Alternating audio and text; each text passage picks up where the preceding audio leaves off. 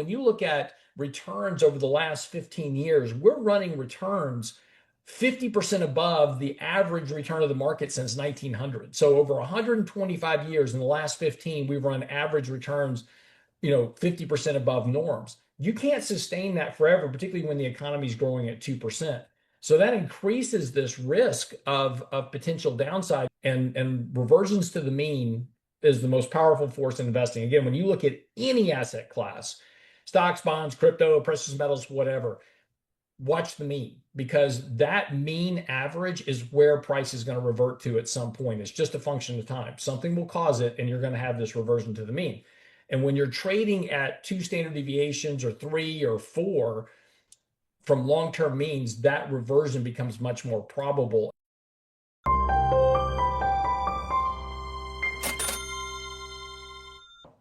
Welcome to Thoughtful Money. I'm Thoughtful Money founder and your host, Adam Taggart, welcoming you here at the first day of 2026, which also happens to be our first weekly market recap of the year. I'm joined as usual by the portfolio manager with that new car smell, Lance Roberts. Lance, how you doing? I'm doing well. I'm doing really well. Maybe I think somebody left a fish in there, but other than that, yeah, it's all good. Well, new year, new car smell. I see you've got the fireworks behind you there. I hope you and your wife especially, but you and your family had a great time ringing in the New Year's last night. Well, actually, it was very low key last night. So we're just for everybody's awareness, we're actually recording this on Thursday. And so we'll have a full trading day on Friday, in the market. So whatever we talk about today may change tomorrow, but tomorrow's my wife's last chemo. So everybody's getting prepared for that tomorrow, and then we'll be done. Great. And hey, very appropriate. You've got the fireworks there. That is a phenomenal milestone to celebrate. Last time you gave us an update, you said that things were going about as well as one could hope. Is that hopefully still the case? Oh yeah, yeah, absolutely. No, it's better than we could have hoped for. As we talked about last week, we ran this blood test that basically looks for evidence of disease in her system, and there was none. So she's termed what's NED, no evidence of disease. So it's a very good. It doesn't mean she doesn't have cancer. It doesn't mean she's cured by any stretch of the imagination, but it is a very positive, outcome for the test. And so we get through this last chemo, and then for the next 5 years, we'll be on 3-month visits, blood tests, checkups, those type of things. And then in 5 years, if she has no return of cancer, then she'll be considered to be in remission. All right. Well, look, everyone watching's got their fingers crossed. They're continuing the prayers to come along. Hopefully, those 5 years go by swiftly and cancer-free, and we all get to celebrate in 5 years when you and I are probably still doing this. I was going to say let's not do the swiftly part, because that'll put me at 65. But yeah, let's just get through the next 5 years. All right, and I hope, I know the chemo, you don't feel Yeah. great after it, but hopefully after that, that's behind her, and she just starts feeling better and better and better. Absolutely. Real quick before we get started in the show today, I just wanted to remind everybody to make sure, and if you haven't got your tickets yet for our 2026 Economic Summit, that's coming up just in about 2.5 weeks. It's on January the 17th. So again, Adam's going to be there the night before. We actually have a mixer where you can hang out with us and visit and talk, and we've got a really good lineup of speakers covering everything from cryptocurrency and stable coins to artificial intelligence. We've got a guy from BlackRock coming in to talk about that. Myself and Mike will be covering an outlook for stocks and for bonds for next year, and then also Ed Slott, who is America's financial planner. We'll be there talking about financial planning for 2026. So if you're nearing retirement, thinking about retiring, this is really the guy you want to hear to talk about what kind of steps you need to take for next year, particularly because of the enactment of the One Big Beautiful Bill. So go to our website, realinvestmentadvice.com, and there's a link right at the top of the page for the Economic Summit. You can register. It has all the details for you. But I would get your tickets. If you're going to come, we'd love to have you. And we also have a block of rooms set aside at the hotel at a discounted rate. So, but those rooms are filling up pretty quickly. So if you are interested in coming, love to have you. It'll be a lot of fun. But be sure and get your tickets here pretty quick. All right, and just to There's point very out for limited folks, seating. yeah, go to Real Investment Advice and then look up at the top of the page there. You've got that yellow register now button. That's what Yeah, you press. Yeah. exactly. So yeah, Okay. anyway, so shameless plug, but thank you very much for that.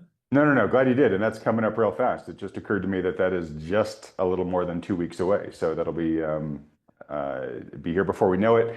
Always a great time. Looking forward to see you again in person, Lance. Yeah, Looking forward to seeing your wife too and giving her a big hug.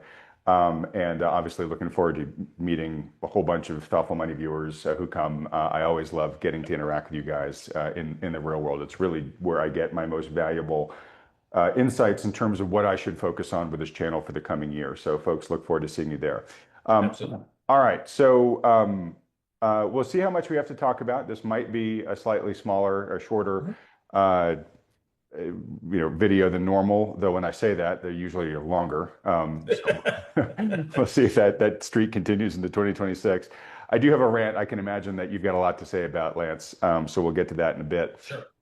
But yeah, it has been, a little bit more of a quieter, week in the markets.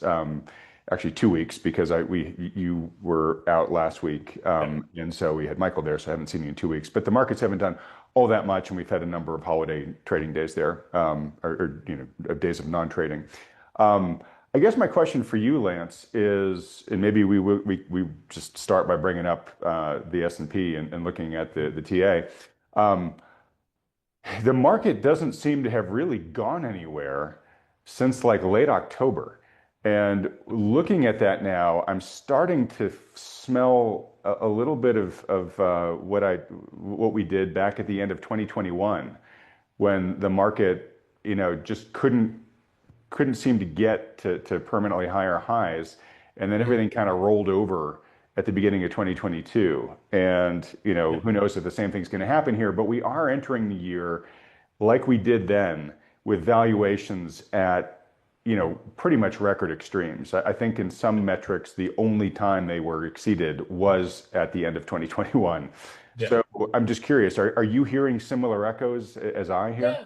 Yeah. And look, I mean, it's something you should definitely be concerned about. I mean, you've got bubbles in a variety of asset classes. And, I use that, that you got to be careful with that term. Bubbles immediately kind of elicit this whole environment that the world's going to crash. And, that's, things can remain elevated for a lot longer than people expect. And, that's kind of the old saying about logic and emotion. But look, you got, gold at record highs, silver at record highs, stocks near record highs. Bitcoin's about the only thing that kind of crashed this year. It was down about 10% for the year Crashed. total. It was down what? A couple of single 10%. digit percent for the Yeah, year? no, it's down 10% for the year. But again, when everything is up, double digits or more, that's a terrible outcome, right? So, but like I said, every asset class did, even bonds did well this year. So, it's been one of those years where everybody's very complacent about risk. Everybody's got a narrative for why their particular asset class is doing well versus some other asset class. And it's kind of fascinating to me as everybody goes, "Oh, look, there's a bubble in stocks, but there's no bubble in precious metals." I mean, it's just, it's just, everybody's got a narrative for where bubbles exist. But what all that eventually matters is price deviations from long-term means. And the reason that is the most critical aspect going into next year is that markets solely function on one outcome, which is the demand of buyers versus the demand of sellers. And right now, you've got an imbalance of buyers versus sellers. In other words, you have more people wanting to buy the market than those wanting to sell. And that drags up the price because in order to get a seller to come to market, you've got to pay me enough to sell the asset that I have to you, right? So Hmm. you want to buy my Nvidia, you're gonna have to pay me more for it tomorrow to buy it if you want me to sell it. Well, eventually you run out of sellers, or you run out of buyers, one of the two. And if you run out of buyers willing to pay a higher price, prices are going to mean revert fairly quickly. And again, we'll all point to some reason. Um, you know, this asset went down this year because of geopolitical risk, or this asset went down because of this reason over here. But whatever the reason is, it's just the event that caused the imbalance between buyers and sellers to reverse. And that's the big thing going into next year is to look at, where assets are trading in terms of their deviations from means and understand that when you have very large deviations, you have a bigger risk of reversion than not. And I think that's a huge risk for stocks next year. Okay.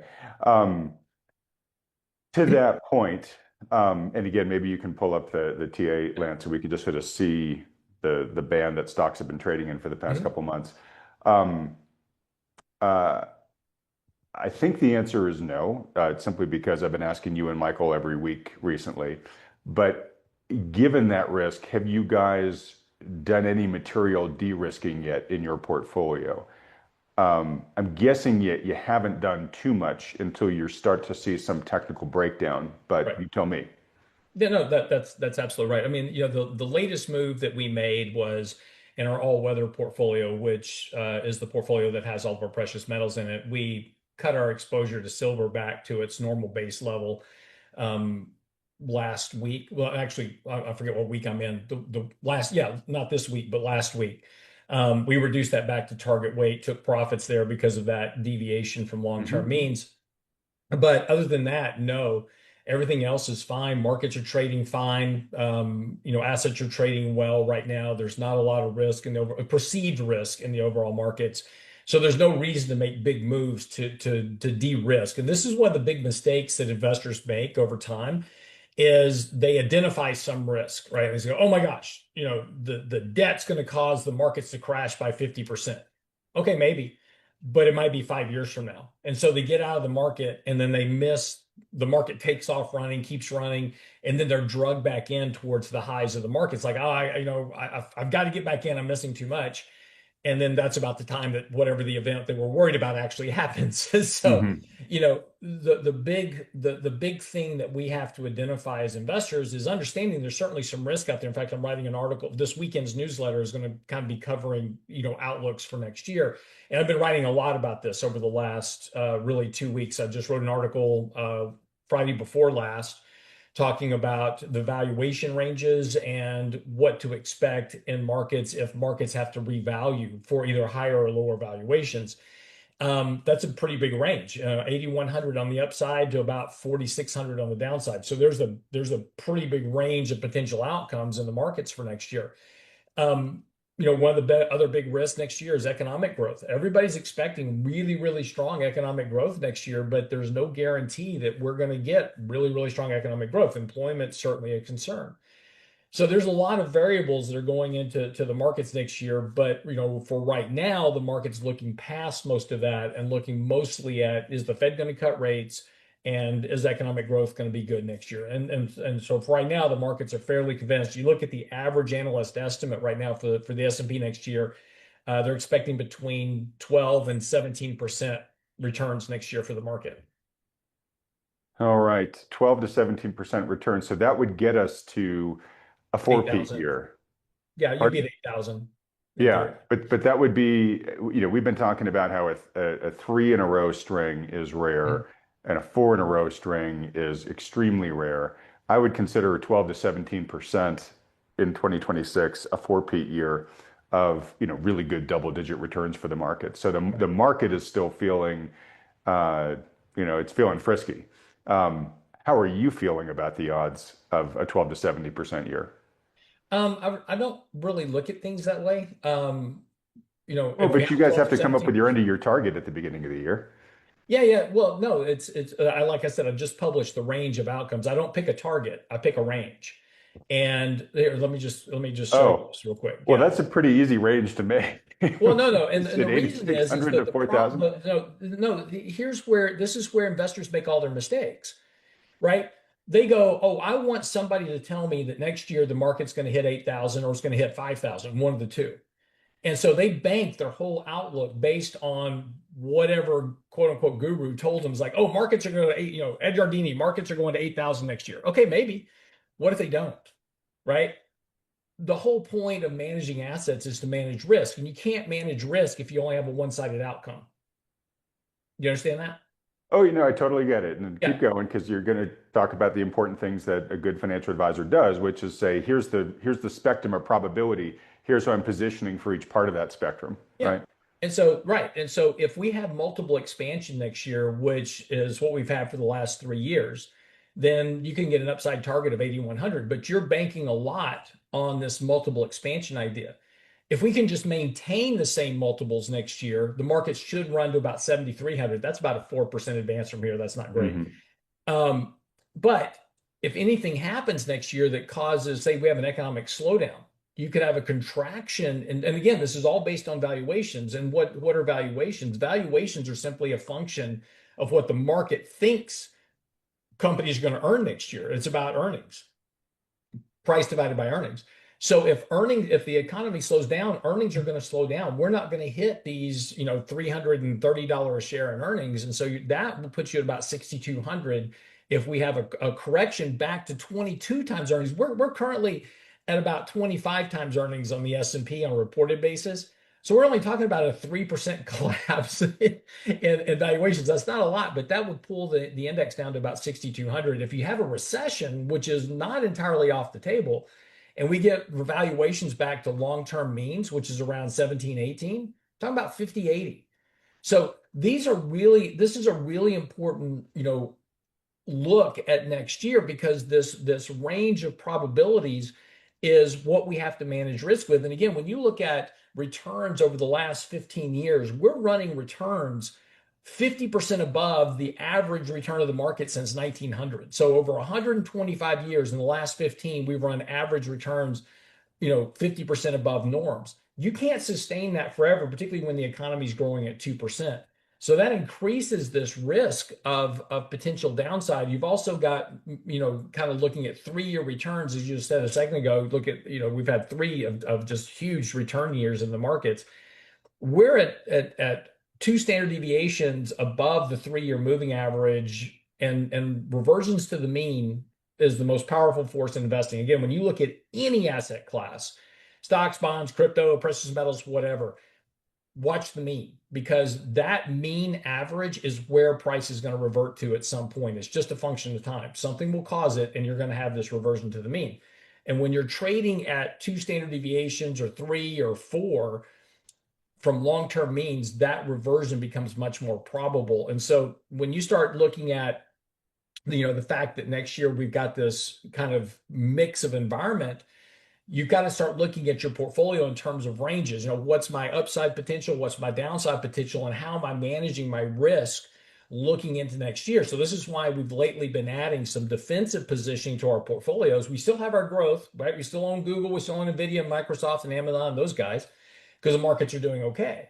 But we're also starting to add in this defensive positioning just in case something unexpected comes along, because the thing that causes the market to correct is not anything you're talking about with any of your guests right now. If there's somebody on your show talking about the housing market's going to cause the crash, or it's, credit, or it's the government debt, or whatever, they're all wrong, because that's already priced in. If somebody knows about it and has talked about it, it's already priced into the markets. There's no original thought in the financial markets.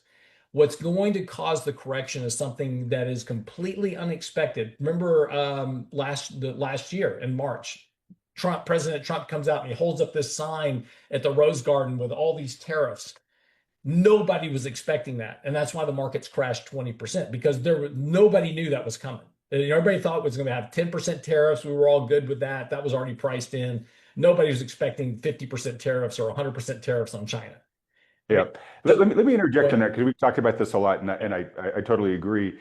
Though, even though we can't see the black swan that's coming, Mhm. right? We by definition, it wouldn't be a black swan if we could see it coming. Right. You can anticipate the buckets that it would be in, right? No, This is something that's going to no. change the market. Well, let me finish. This is Okay, something that's going to, no, but you've got different risks out there. sure. Okay, multiple expansion, might not continue, or earnings might be lower than expected, right? So you could say, this black swan just happened, and that's likely to reprice earnings expectations, right? So you can today say, okay, here's my playbook if we get a surprise in each one of in these buckets, right? So you don't know what the black swan's going to be, but you know how you're going to react to it once you know what bucket it's in. Well, yeah, but Yeah. but you can't define the bucket. That's my whole point. Think about it this way. I take a bunch of wood, right? I make a big pile of wood in my backyard, and then I pour gasoline all over it, and then nothing else happens. right? It'll sit there for years. The gasoline will eventually evaporate, the wood will rot, but nothing will ever happen until there's a catalyst, right? Somebody throws a match in it, gets struck by lightning, whatever it is, and all of a sudden I've got a huge fire. That's the whole point about the market. These things, you can look at all these risks, housing market, valuation risk, all these type of things. Nothing is going to change the market dynamics until a catalyst is induced. And the problem is we just don't know what that catalyst is going to be. And so you say, okay, well, if we can start looking at, say, okay, what are all these potential catalysts? And how would that affect different asset classes? But the problem is we don't know what it's going to be or when it's going to happen. And that's the big challenge for investing is that we can make the decision to go all into one particular. I think the dollar is going to crash next year and it's going to be the end of fiat currency. Great. So I'm going to go hide out all over in this other asset class expecting that to happen, but it doesn't happen. And everything else moves, the world moves past you. And so that's the risk you got to navigate is understanding these risks are out there. But and we certainly have we have the wood, we've got the gasoline, we've got the tinder, we've got everything for a really good market correction at some point. Yeah. You don't know But what the match is going to be, and you don't know knowing even if or it's going to when. show up. And the big thing is it's I don't know what the match is going to be, and I don't know when. It could be Right. 5 years from now. That's what I was just saying. So Yeah. all I'm trying to say, which I Yeah. think you agree with, is it's not fatalistic, like, well, we don't know what's going to happen, so we're just going into this blind. Yeah. You can say, look, here are the different types of categories of repercussions that a black swan or a match could have. And I've got at least an advanced playbook so that if the world gets surprised by X, I can say, well, what's that likely to do? Okay, I've already got a playbook on the shelf for Yeah. that. And I've taken I've given some probability to that category Mhm. here at the beginning of the year. I maybe only give it 5% because I don't think it's very likely, but whoa, okay, I get surprised by it. I can dial that up as a much bigger percentage of my portfolio tomorrow because I've already put that playbook in place. Right. And well, but that's also why, Adam, we talk a lot about taking profits, rebalancing back to targets, those type of things. That's the management part for navigating risk environment. Yep. And so again, this is why we're always like, what trades you make last week? Well, we trimmed back this, we added to this, we did this, we did this. That's just that management process of risk over time because we don't know when or what is going to cause. We know, look, 100% guarantee. I'm going to agree with you, Adam. Here's the title for this week's video. Markets are going to crash by 50% or more. Right? There's Right. your title. Right. You just don't know the when. Yep. But it could be 10 years from now. Yep. And I want my job is to make money for my clients until that occurs. And then when that occurs, and this is the most important thing, I think this is the one thing that is the biggest impediment to investors being successful is that they go, oh, they hear some guy on the media say, oh, markets are going to crash by 50% next year. Okay, great. Well, the problem is market crashes. You're not going to wake up one morning and the market's going to be down 50% in a day, right? It's going to start deteriorating, and then that deterioration is going to start to accelerate, and then, the event, whatever it is, will actually show up. Markets will know it's coming before it happens. And so by the time the event shows up, the market will be down 5, 6, 7, 8, 9, 10%. Then the event will happen and we'll go down very quickly, 50%. But that'll still be over a period of a couple of months. And the point about that is there's plenty of time after the market starts to deteriorate to begin reducing risk. Hmm. And so that's our whole methodology is to track the markets, to trend with the markets, to let the markets work for us, make us money while markets are going higher. But we're constantly aware of the risk. And when markets start to deteriorate, then we'll start aggressively reducing our allocation to equities. But there's no evidence of that right now.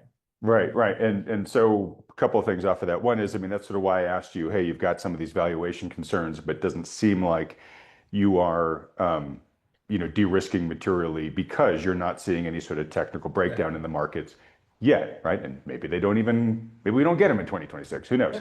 Yeah. So you're eating or you're following your own rule set there. Let's put a pin in this part because it's going to be Sure. relevant to the rant. Um, the stuff you talk about all the time about position sizing and rebalancing and all that stuff. It is totally not sexy. I know you know that, right? It doesn't make for great headlines. People are probably tired of us, talking about it so often. But as you said, it's just sort of a best practice of long-term wealth building. And we're going to get into this to the rant.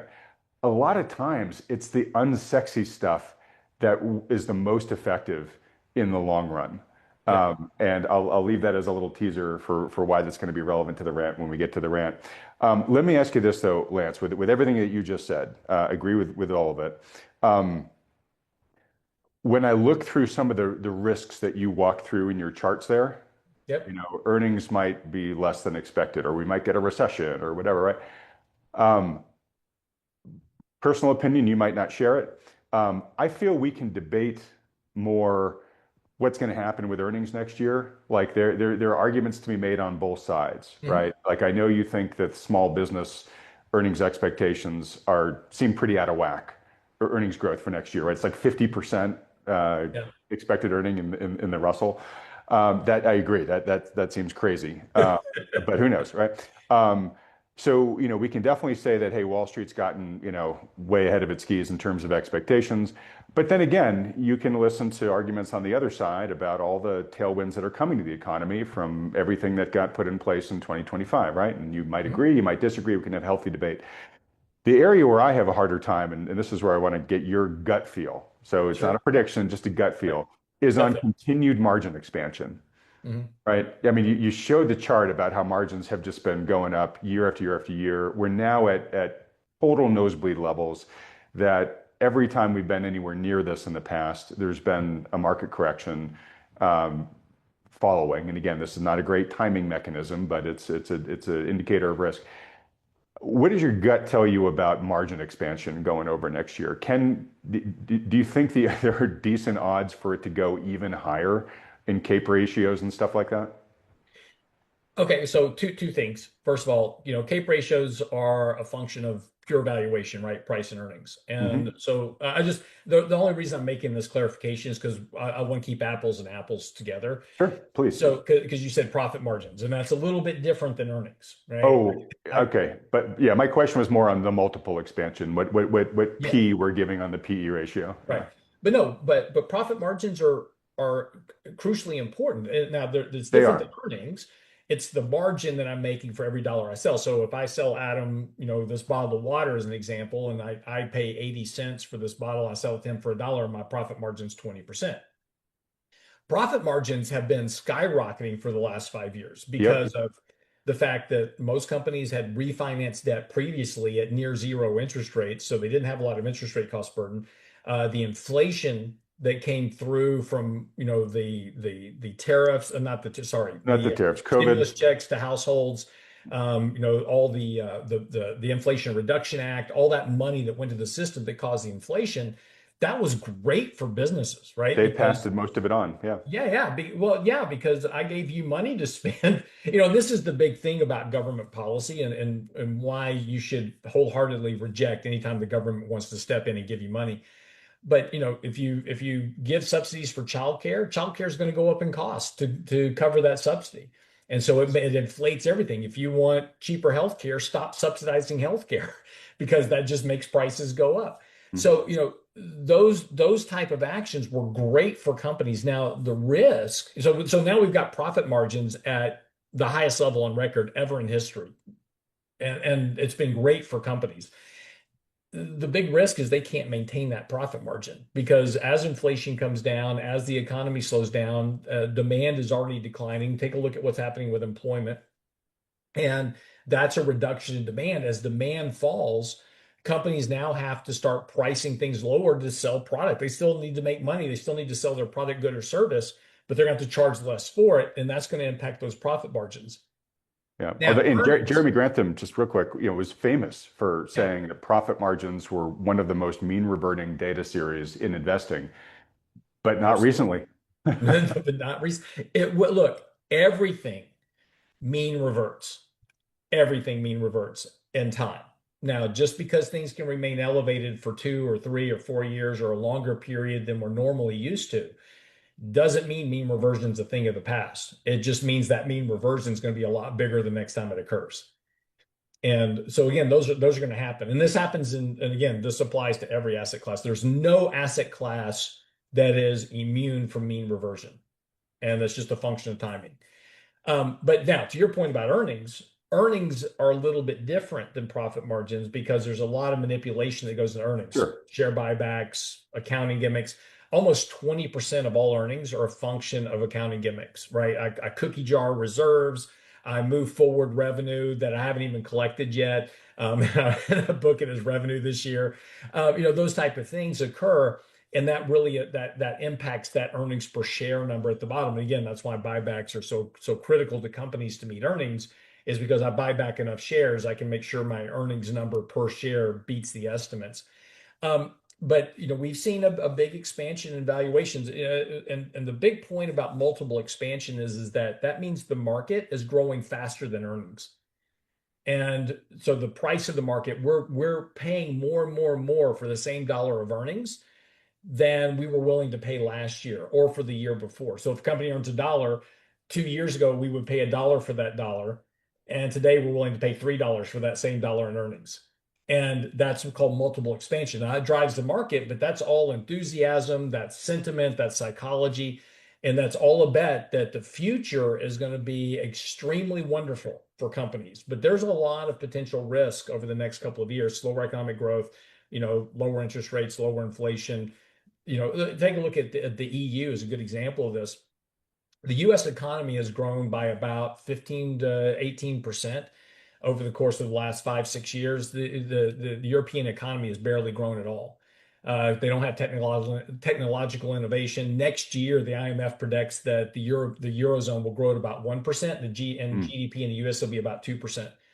So, when you start looking at these factors and looking at where asset prices are trading, that stuff just doesn't line up, and you're eventually going to get that reversion back to economic, because at the end of the day, where do earnings and profit margins come from? Comes from economic growth. If you and I aren't out spending money, these companies don't make anything. So it's hard to imagine how, with the economy slowing down, you can maintain valuations where they are. But again, that doesn't mean this year. Okay. So thanks. A little bit of a long-winded answer to the question, which I'm going to re-ask again, which is, let's just assume earnings flatline, Okay. right? So they don't even have to shrink. The market could still go up if Mhm. multiples continue to expand. Correct. That's the thing I have, that not necessarily that the earnings are going to flatline, but that's the thing I have the harder time feeling confident in, is that Me too. multiples are going to continue expanding next year, because they are so stretched right now. Right. And again, that is a risk, right? And that was the same risk we had this year. Yeah, Multiples. I'm just asking you, how worried are you about that part, the I was multiple worried part? about it this year. Remember, I wrote the article at the beginning of this year called Curb Your Enthusiasm. Yeah. Part of that analysis was based on valuation expansion and saying, look, it just doesn't seem reasonable that we can continue to expand multiples at the rate we're expanding multiples, but we did it, right? Um, so, again, that doesn't mean that in 2026 we're not going to do it again and push 40 times on the CAPE ratio or 42 times on the CAPE ratio. Maybe we'll hit the dot-com peak or exceed it. That's the thing about markets. They can certainly do that. I think it's a huge risk, but I think it's something you've got to give some at least some possibility to happening. So is a Curb Your Enthusiasm 2.0 article in the works? It's actually, I'm using South Park this year. Okay. But similar sentiment? It's a similar kind of thesis, which is expect more volatility, potentially lower returns. I don't know how you're going to bank. So since 2019, we've turned in near 20% returns every single year except for 2022. That's a very long stretch of very, very high returns. And again, doesn't mean a crash, but start thinking about a return to normal, which is 8 to 10% returns a year, Right. which will be Right. very disappointing for a lot of investors. Yeah, wait, so this is sort of what I say, right? Like, your team wins the Super Bowl, you're excited, they win it again, right? The Super Bowl is about it now. Let's say NBA championships, because we've Yeah, had these dynasties. Um, you start taking it as a given. So then when your team only makes the playoffs, you're disappointed, right? right. In your two or three. Now we have a team that's pretty much made it to the NBA Finals, 3 years in a row, and right now the betting markets are suggesting that they're going to do it again. So a flat year will be totally disappointing. To your point, and I know you wouldn't be shocked at all, again, not by a crash, but by a couple years of Yeah. negative single digit growth, right? Which would be totally merited from a mean reversion standpoint, but would be totally disappointing to a market that has just become addicted essentially to double digit returns now. Yeah. Well, no, and then I just wrote an article last Friday talking about, kind of the economic factors behind valuations for next year. And, and I think the economy is probably one of the biggest risks because, for investors, the biggest risk is that earnings disappoint and earnings expectations, as we were talking about earlier, are very high. And what's really interesting is they're very high for the bottom 493 stocks. They're expecting 12% earnings growth next year, which they haven't done that in 5 years. So all of a sudden, we're going to get this massive expansion of earnings from the bottom 493 stocks, and the top 10 stocks that have driven virtually 100% of all the earnings growth over the last 5 years aren't Hmm. going to grow as fast. None of that makes any sense, but that's what the market believes right now. Okay. Again, which is why you're cautious going into next year. You're not really changing anything yet because the markets are continuing to do what the markets have been doing, but Yeah. you're kind of on alert to Oh, yeah. things starting to wobble. Yeah, Okay. no, you'll know. I mean, we'll start cutting exposure pretty aggressively. And look, we're probably going to cut a little bit of exposure next week, maybe, Really? and not by a lot. But we'll No, probably but go in but and any take some is profits. notable. And well, no, and the only reason is that we've had 8 straight months of positive returns. That's a very long stretch in the markets. Normally, markets can run 5 to 6 months on average, where you have consecutive every month. You're putting out a positive return. 8 months is getting really long in the tooth. So you're going to have a month or two of potentially, very, slightly negative returns, those type of things, a lot of slop potentially. So, again, we'll probably just go, we're overweight equities in our portfolio. So normally if in our kind of our flagship model, we run 60% equities and 40% fixed income. So right now we're about 65% equities. So we're overweight. So we'll probably pull that back to target weight, maybe slightly underneath. Maybe we'll go to 56, 57, 55, something like that. Just basically take profits and rebalance risk. Because I do think we're going to get a sloppy couple of months here, particularly, maybe the first of the year. Let me ask you something a bit tangential here. Mhm. So this is a mid-year election, Yep. right? And I know the this. current administration's nervous that historically the incumbent party does poorly in the midterms because everybody's always frustrated that things aren't as great as they had been sold, right? Right. Um, what do you think would matter more to the outcome of the midterm election this year? Um, the stock market being sloppy, just Yeah. underwhelming, or the economy underwhelming. Let me put it this way.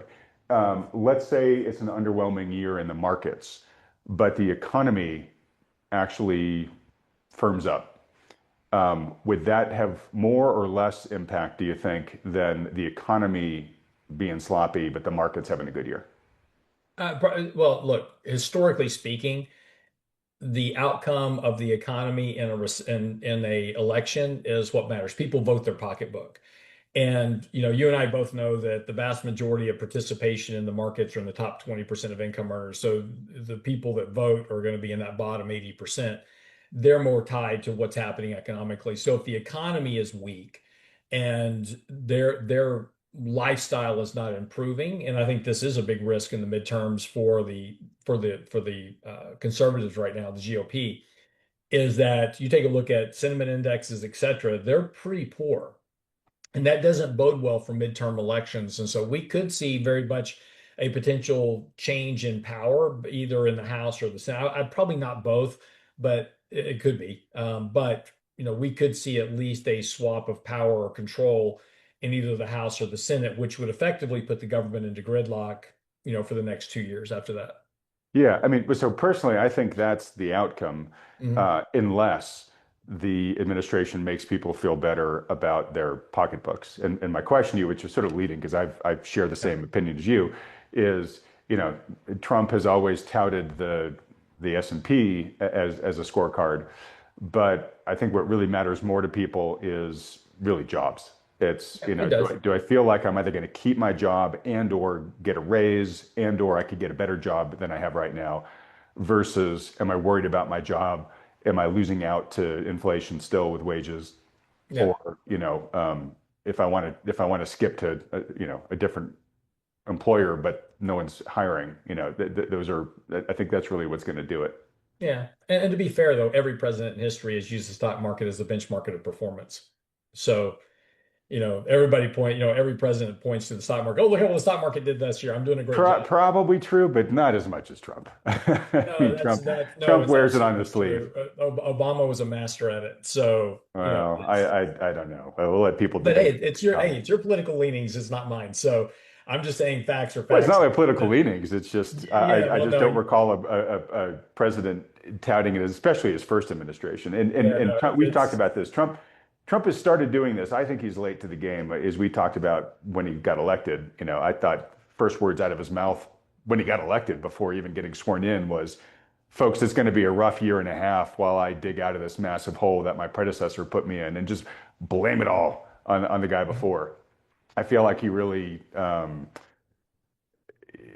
he didn't do as much of that nearly as I think he could have, and he's now trying to sort of scramble and say, well, hey folks, the good stuff's coming, but it's gonna still take a while. I don't think he's got a lot of time to make people feel better about their pocketbooks before people are going to cement who they're going to vote for.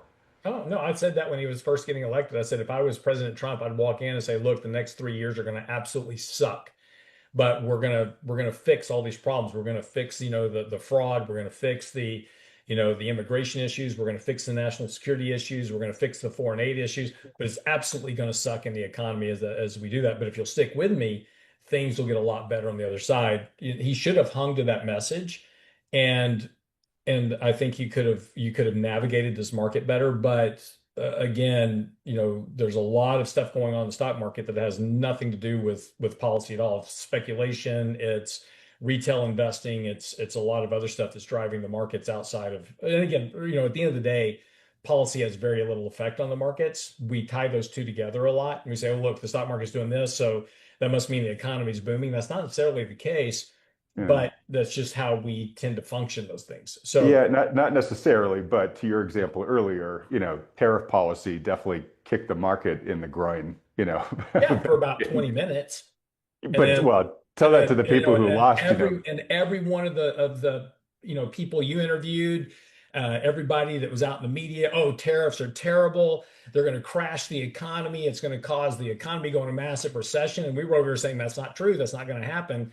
And it absolutely didn't happen. We've had no inflation pick up. We've had, the economy didn't crash into recession. Everything everybody said about tariffs was absolutely wrong. Well, I largely agree with that. Not everybody I interviewed, because I had these debates a lot. And tariffs, they did have some goods price inflation impact, but it was a one-off. It's looking very Mm. much more now that it was a one-off price shock, like you and I had Yeah. predicted it would be. But no. I mean, look, we could talk all about tariffs, but I think Trump. I think, well, I don't want to say he's looking totally vindicated on it, but I think he is definitely, looking a lot more validated than he was 6 months ago. When you're right, I mean, every pundit Yeah. out there, certainly in the mainstream, was saying it was going to ruin the economy. Yeah. Okay. Well, look, let's go through a little bit of a lightning round here, Lance. Sure. So, give me your 2026 outlook for on the following. Let's start Okay. with inflation.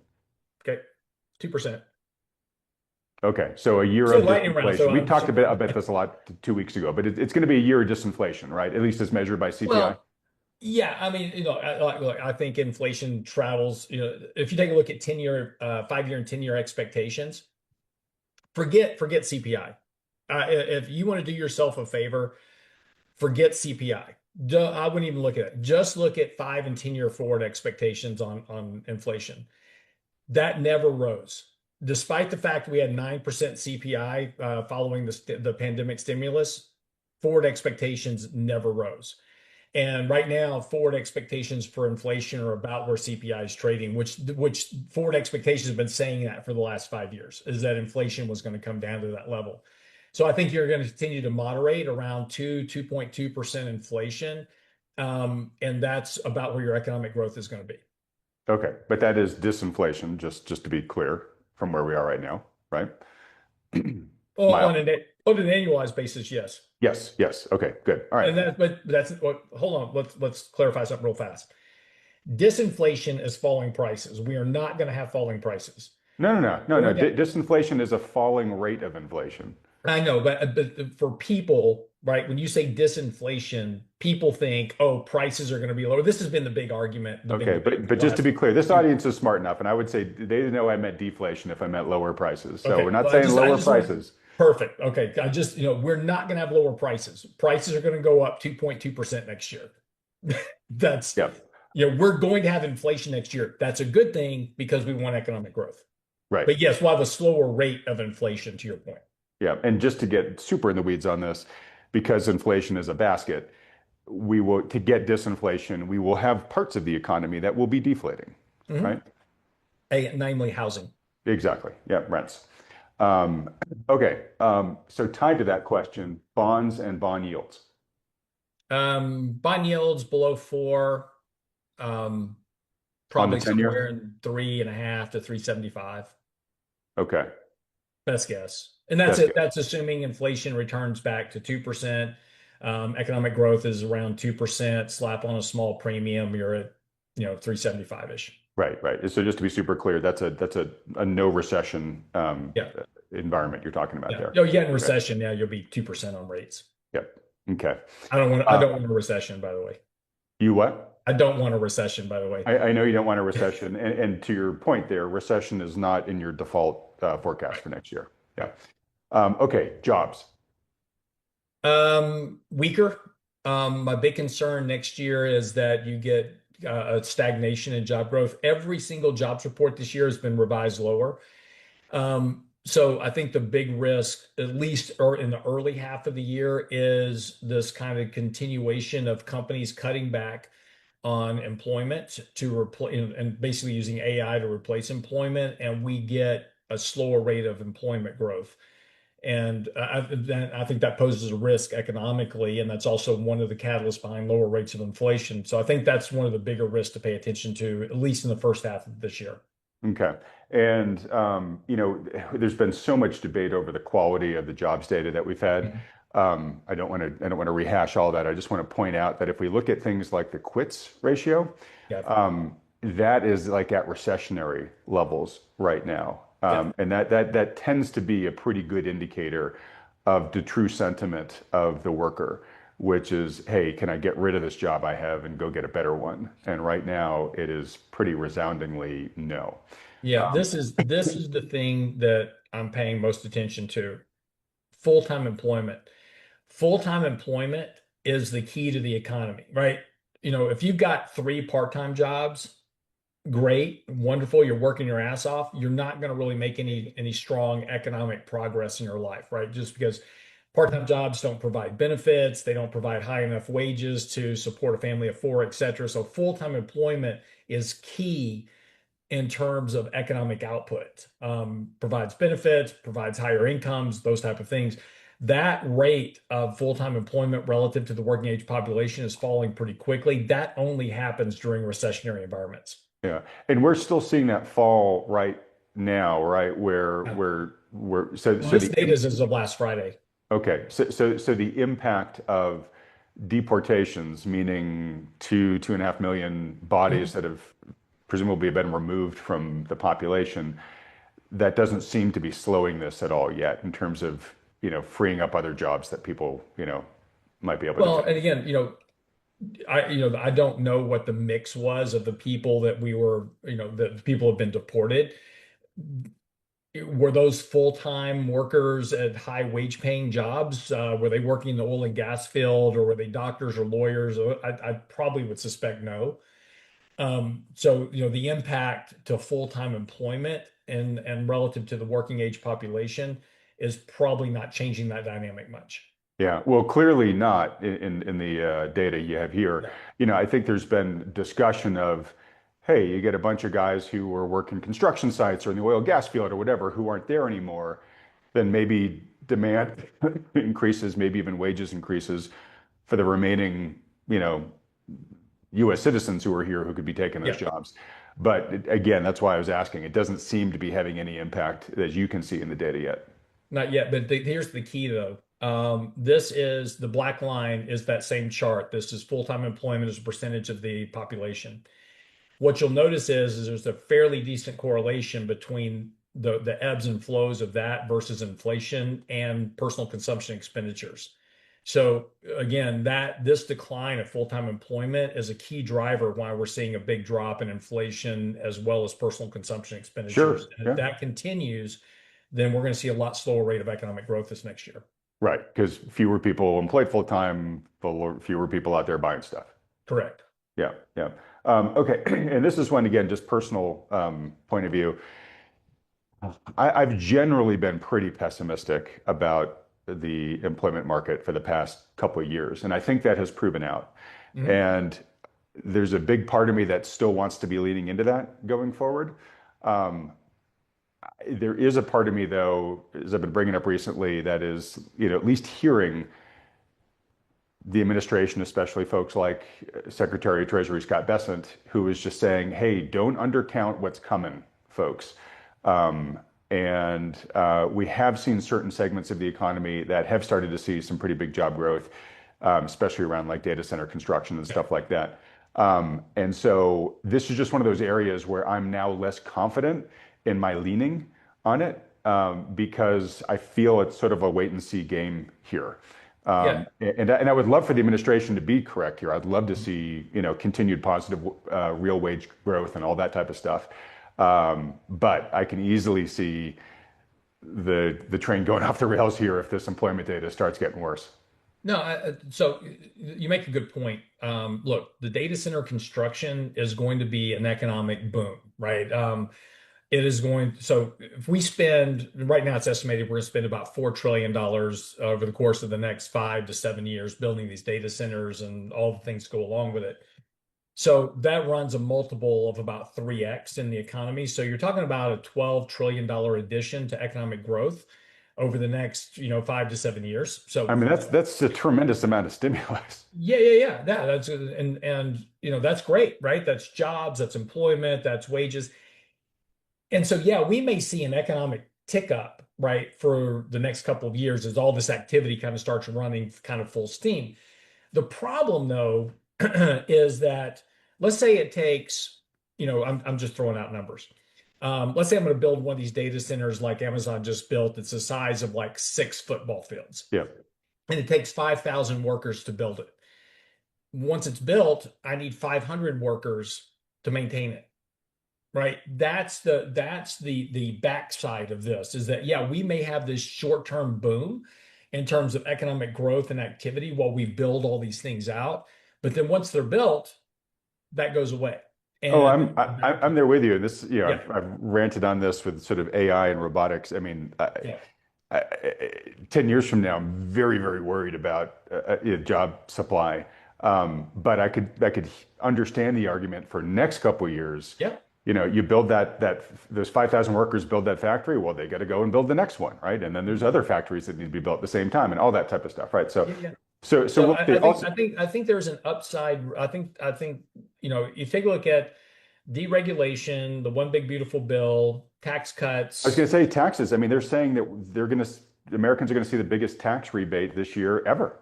Yeah, and we'll see. I'm looking forward to it. I could certainly use one.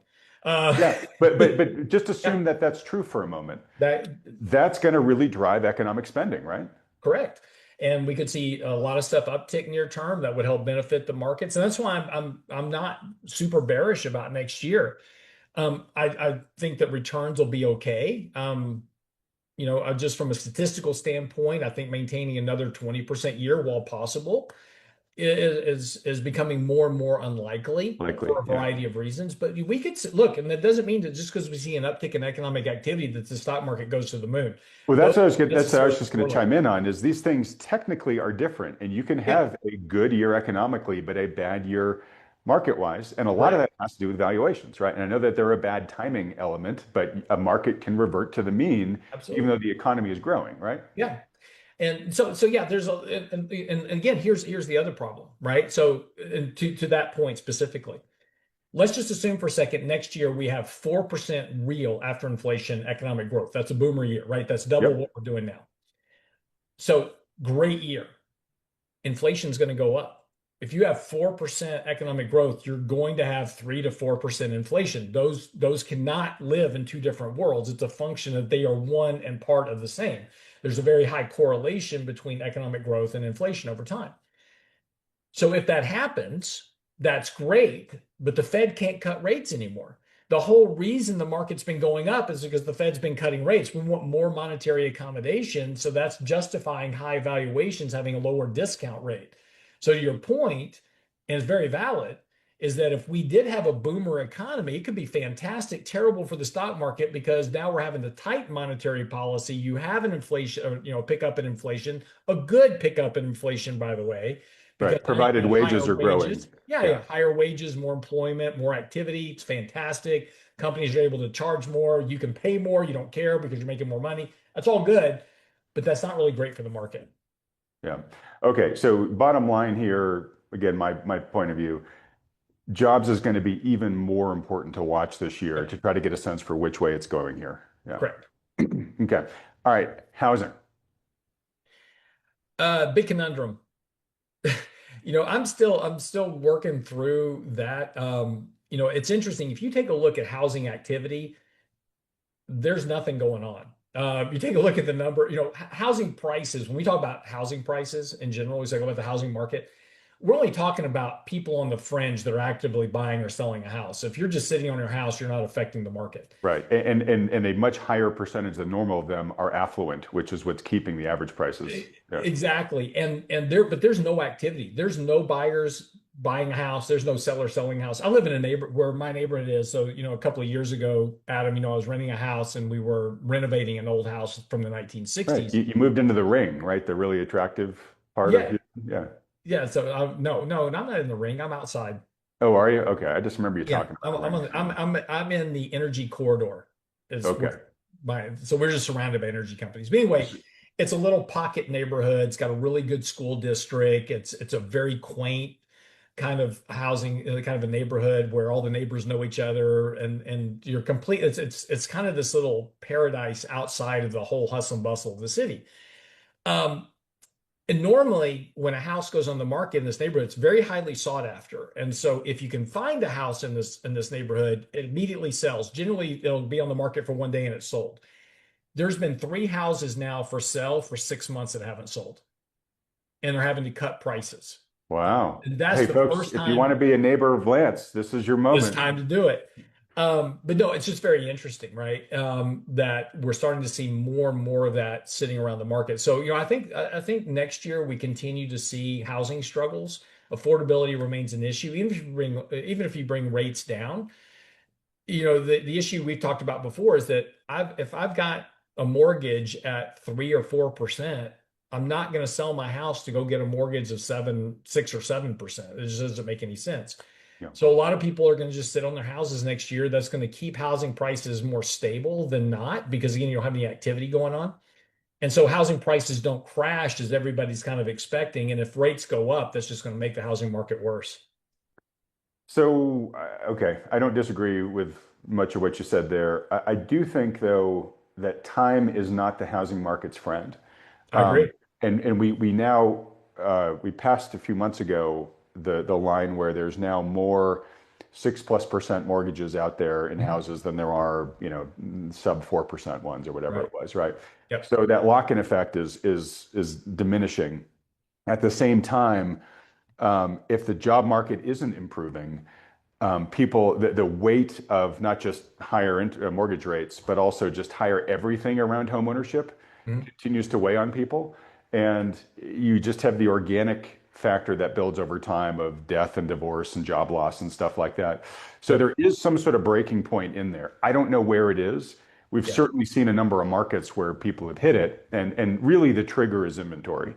That's really going to tell the tale. It's what has told the tale so far because we now really kind of have two housing markets.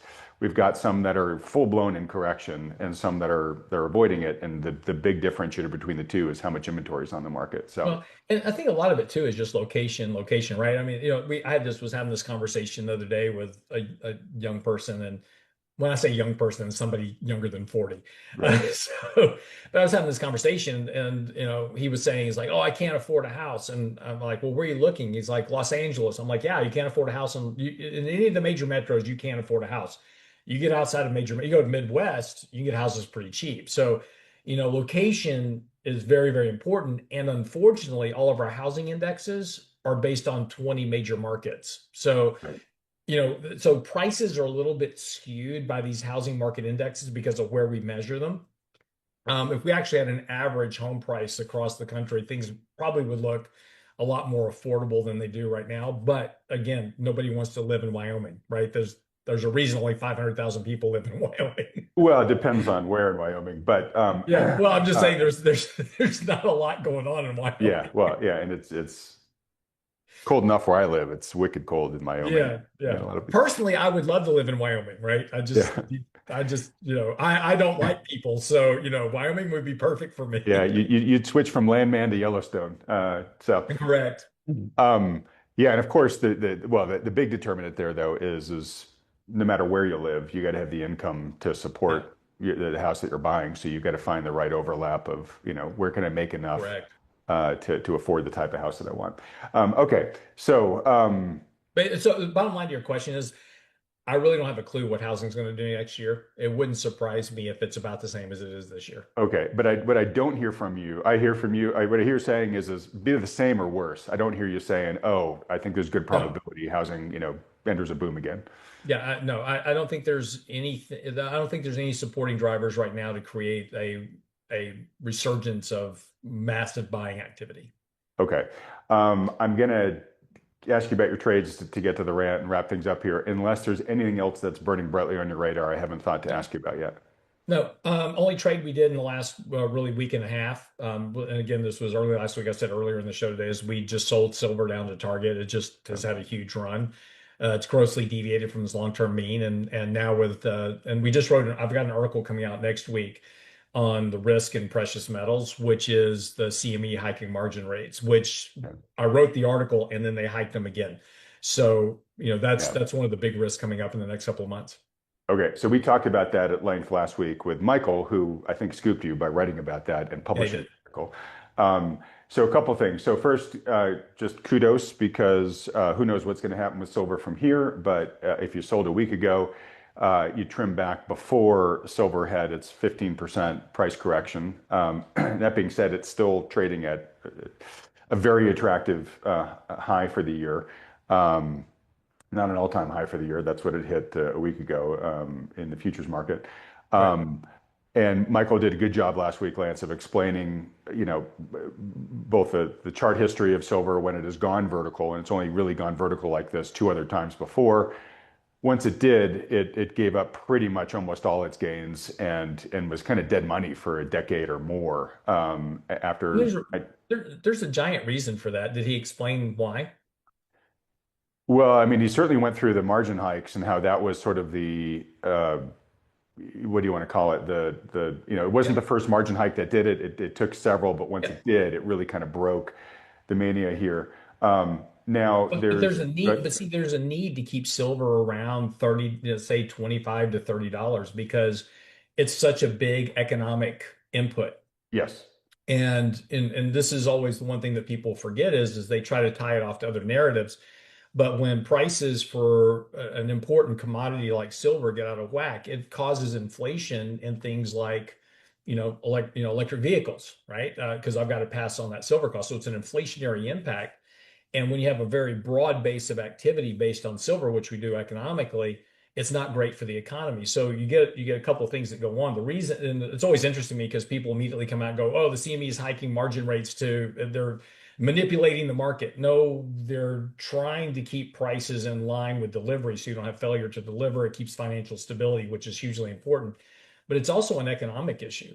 So there's going to be a push to push silver prices back down into it. And you take a long-term chart of silver and look back over time, it averages about 25 to 25 dollars on average in terms of silver, and that's a good economic level. It's like oil, right? We don't want oil at $150 a barrel. It's not good economically. We don't want it at 40 either, because that's not good economically. But there's a sweet spot where oil is really good for the economy to keep the economy growing.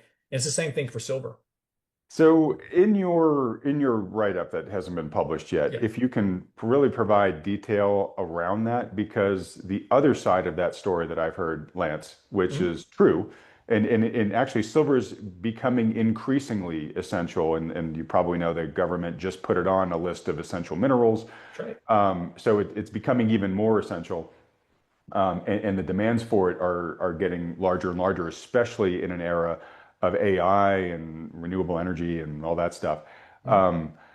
But the argument is sort of, yeah, silver is kind of a Giffen good, which is the more expensive it gets, the more folks go to buy it. And one of the reasons for it is because, yes, it's used in all sorts of electronics. It's the best conductor out there. It's the most conductive element. Um, but it's used in such small amounts that, like, in your iPhone, which has silver in it to work, it could quintuple and it wouldn't really impact the price of an iPhone because its component percentage is so Mhm. small as a percent of everything else. Yep. So if you've got data that sort of says no, it's actually more, it's a bigger percentage of the overall price. I'd love to see that to then be able to Yeah, pull no, those it's discussions. not the function of an item, it's the cumulative effect across the economy. So again, you talk about EVs, you talk about iPhones, you talk about, all the different components that we have. And also don't forget, the one thing that people forget is that when prices rise to a certain level, it attracts supply.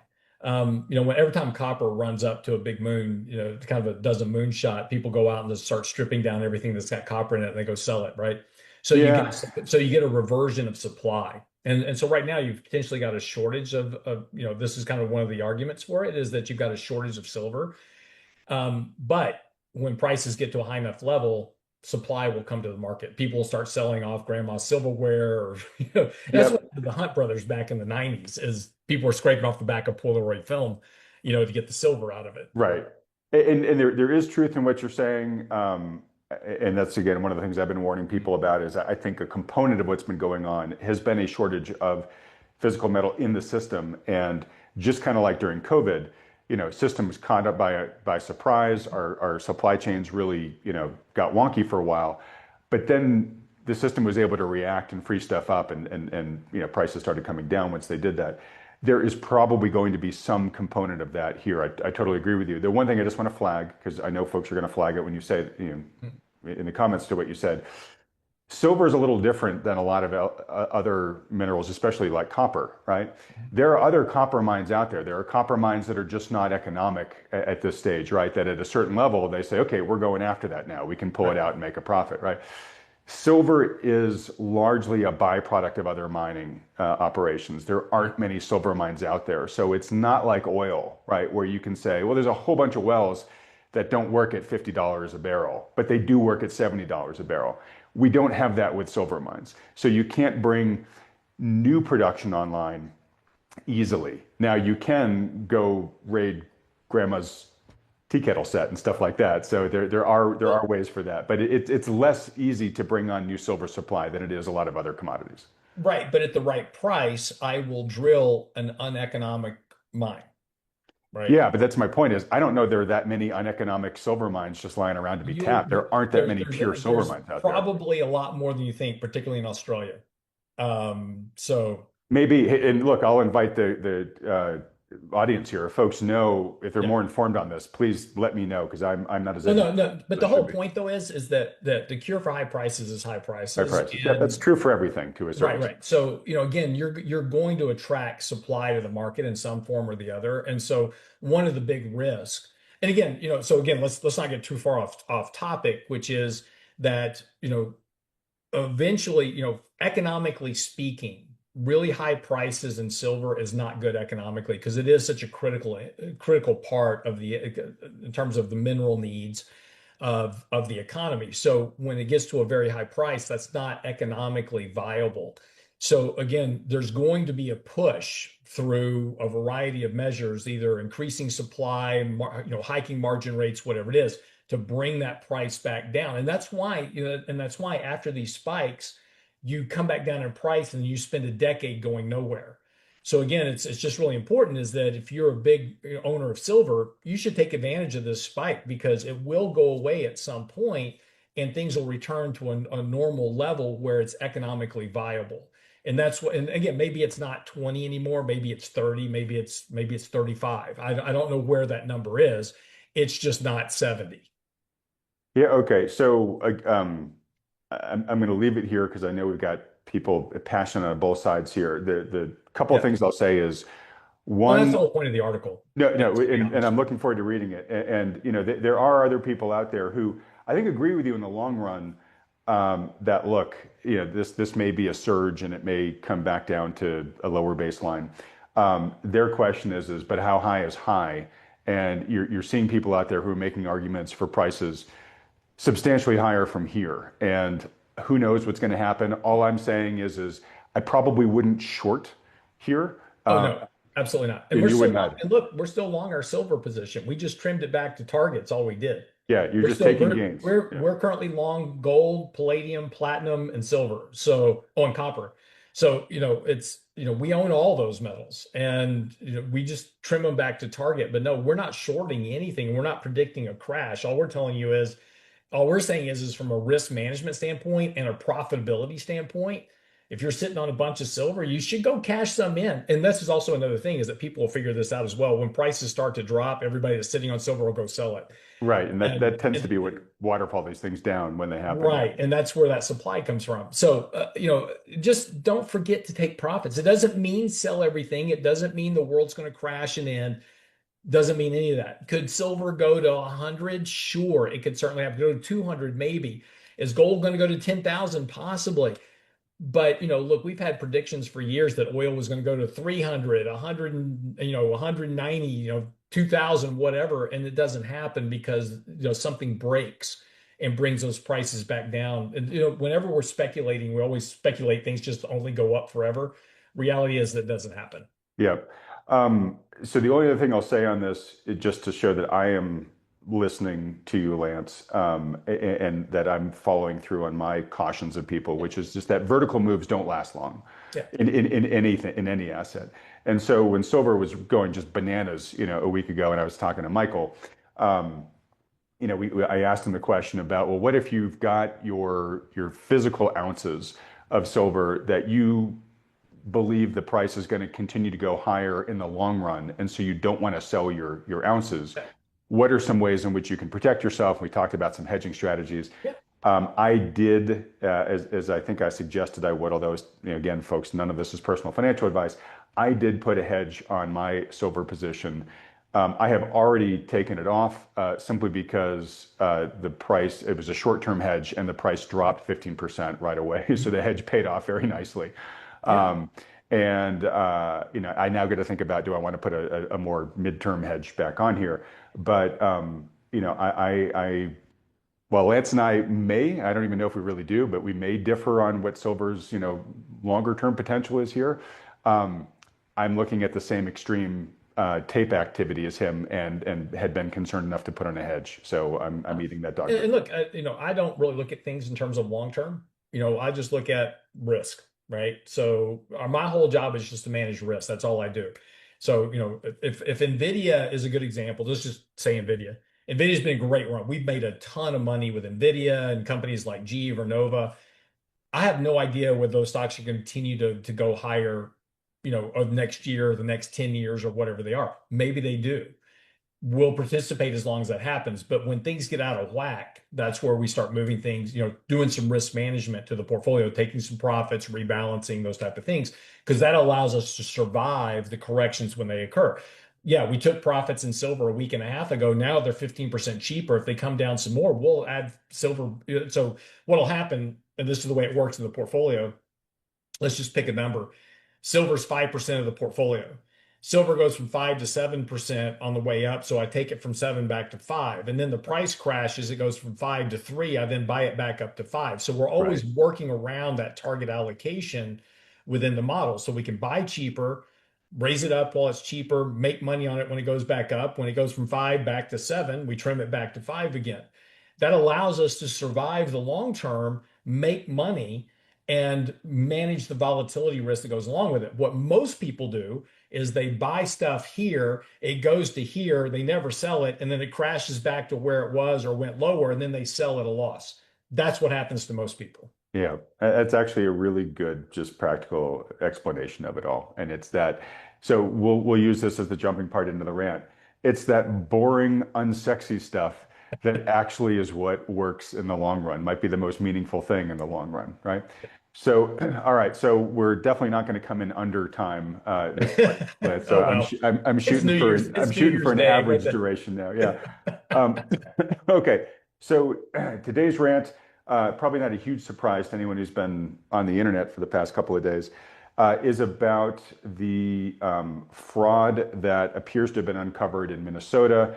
It all was sort of sparked off by a citizen journalist, a kid, I mean, was it 23-year-old, 24-year-old, yeah, named Nick kid. Shirley, who basically got a list of daycare centers in Minnesota that was compiled by a guy who's sort of been researching the suspected fraud for years, and said, "Look, I think that there's just an epidemic of these sort of fictitious daycare centers where they're collecting state and federal monies to operate, but they're not actually operating, right?" So this kid, Nick Shirley, walked around with this guy with his list and just knocked on a whole bunch of doors of these daycare centers in Minnesota.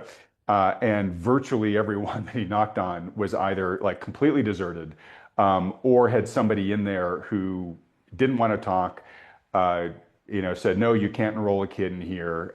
It just visually looked very validating of the fraud thesis. So it's set off this firestorm now where a lot of people are understandably outraged by that. It turns out it's not just daycares in Minnesota. It's also adult care centers, it's autism centers. So the suspected scope of this type of bilking of the state seems to be, potentially very widespread there. The current estimates, I don't really know where the estimates are coming from, so take them with a grain of salt, but that it's like 9 billion in fraud, which would be a pretty massive fraud, one of the largest, some are saying the largest ever. What's really interesting about this story is it's raising a ton of questions, right? One, hey, is this fraud actually real? Two, if it is real, how has it been able to persist for this long? A number of the companies that even were flagged in the Nick Shirley video, some of them have been flagged by sort of state investigators, Lance, like over a decade ago, like Yeah. back in 2013.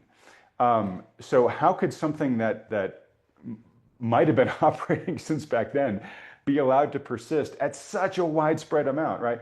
And it seems pretty hard to deny that if indeed it's real and it's as widespread as it is, that it's not just the fraudsters themselves, that there is sort of a symbiosis with state officials who are benefiting from this fraud, either from votes, either from getting kickbacks, either from getting, funding of their political campaigns. So it seems to be not just a story of criminal activity, but also corruption in politics. And then you add into that the media, where a lot of people who are saying, well, how has the media been so blind and asleep on this, where a 23-year-old kid with an iPhone can uncover all this in an afternoon, and the media, misses the ball, even though the story's kind of been in process for over a decade, right? And so there's a lot of people that are saying that there's media complicity here too. So it's kind of metastasized really quickly into this fireball of outrage. And it's not just related to Minnesota. We're seeing, a bunch of people pick up this ball and start doing Nick Shirley investigations in a whole bunch of other states that have been where there's been suspicion of this type of fraud as well. And there's already a bunch of videos you can find on YouTube of kind of similar results in Ohio and Illinois and California and Massachusetts and Maine. So, I mean, this may just be the tip of the iceberg here. It's really super interesting. I kind of put on a post as I was watching all this in real time on X and said, you know, what's really frustrating to me here is if this fraud is real, like how long it takes for the wheels of justice to move here, right? Like, how can these, like, if you suspect a restaurant, if the health services suspects a restaurant of a health violation, they shut it down immediately. And they say, look, you can't serve another, hamburger here until you prove to us that you've met our standards. So why has the state been continuing to allow these things to stay open and to give them state funds, even if there's a whiff of impropriety? Why don't you just shut them down and say, look, we'll turn you back on just as soon as you can prove that you're legit here, right? So I wrote that because I think that captured a lot of the frustration of a lot of people watching the videos. Now, what's been interesting is since I posted that, not because I posted it, but since I posted it, the government, the administration has actually, they initially cut off federal funding, federal funds to Minnesota daycares, but I think they've now done it nationally and have said basically, hey, look, this fraud now appears potentially so widespread that we got to put a big pause button on it. And we're not going to turn funds on until daycare providers can prove that they're actually legit here. Going to be really interesting to see what happens. There's been some pushback against that decision. Yes, I'm sure there are lots of legitimate daycares out there that are probably going to have a tricky time in the next couple of weeks. But if it's to staunch the type of fraud that might be going on here, if it's just $9 billion in Minnesota alone, Jesus, where might it be with the rest of the country, right? So I'll take a beat here, Lance. There's more that I want to talk about, and I do want to tie it to the boring, unsexy stuff. But I'm sure you've got some thoughts about this. Why don't you jump in? Well, no, I mean, just this is why I'm against all government subsidies. I've always been against government subsidies. I don't think we should have child care tax credits. I don't think we should have any type of financial aid going out because, again, it's just very easy because there's such a lack of oversight that it creates all kinds of economic problems. And everybody wants to worry about the $35 trillion in debt, but nobody wants to do anything about cleaning up the kind of the fraud that goes on in the system, whether it's Medicare, Social Security. There's fraud in all of that. And this is the problem with government accountability, and it's also a problem with subsidies. Look, childcare is a very lucrative business. There is no reason you need subsidies from the government, period. Right? You open up a daycare center that provides good quality childcare, you're going to be inundated with clients. That's just a function of reality in the society we live in today. So if you took away the child tax credits, government subsidies, cost of childcare would come down. Things would be more affordable because, again, it's a function of supply and demand within the economy. But again, we keep affecting all of these market dynamics in the name of good. And again, there's plenty of arguments why people say, oh, well, we need this, poor people need this. It doesn't help them. All it does is increase the cost of goods and services to them by giving them those subsidies and makes things worse over time. You may help them for a year, but after the year, inflation will eat up any ability that you gave them or any support that you gave them. And so that's why things never improve. But so, yeah, I mean, if you're going to fix the problem, either you need very strong, stringent guidelines on how these things are going to work. There needs to be look, in my business, we have all kinds of filings that we have to make every year with the SEC to make sure we're complying with all the rules. We have audits. We have all this crap that goes on that we've got to comply with. That should be the same thing for every government program that they want to put out there. And as a guy who's regulated by the SEC, like I totally feel that, right? It was one of the things that was at the forefront of my mind. So yeah, I mean, so we've railed about this before, Lance, right? I mean, pretty much whenever the government gets involved in an industry, prices go up and it becomes way less efficient, right? Take a look at healthcare. Yeah, well, healthcare, education, we can just continue going down the list here. And it also opens the door to fraud, right? I really don't need to convince anybody in this, but we've all heard about the, gold-plated toilet seats and the $500 screwdriver and all that stuff. So I'm right there with you, which is like, hey, part of the solution is just to get the government out of so many of these things, right? And it does seem that the way that these get created is well, no, Lance, people are having trouble making ends meet, so we need to subsidize their childcare. So we put this thing into place, and then all of a sudden, more and more funds get funded there, and then we start getting kickback, and it begins to become a feature of the system, right? And there's a lot of really corrosive aspects of that, which I'll get to in just a sec. I do want to say though that not only is this in other states, but it's other forms of fraud too, like other forms of entitlement spending. In California, they spend 25 billion a year on fighting homelessness, and yet the homelessness rate just continues to go up, right? They refer to it as the homeless industrial complex. And there's just a ton of industrial complexes like that now. The daycare industrial complex, the adult care industrial complex, like, there's just so many of these graphs going on right now. And why this is so important is, to your point, Lance, this is what Doge was really concocted to address, right? And I know a lot of people were disappointed with Doge's initial results, but I think one of the things that Doge, stepped into was the fact that this is the feature of the system, and there's so much resistance to trying to shed daylight in here that, go ahead. I was just saying, no, I mean, don't you remember every time Doge came up with something, it's like, oh, there's this over here, the media would immediately rebut that, and then a judge would file an injunction stopping the stop. We like, Right. hey, we're going to cease payments to this, and some federal judge that was elected by the Biden administration or whatever would step in and go, no, that you can't do that. You can't fire government employees. And so, yeah, Doge was disappointing because they couldn't do anything. They didn't Right. want to do their Because job. this is the system. These are the Yeah, antibodies of the that's system that's the trying whole to resist point. change. Yeah, exactly.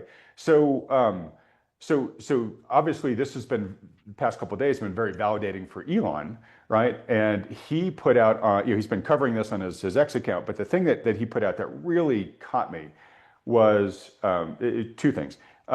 He said, hey, as bad as this looks in Minnesota and other states and the 25 billion for, homelessness in California, he said, you can wrap all that stuff together and it's a drop in the bucket compared to the fraud that's going on in the big three, in Social Security and Medicare and defense.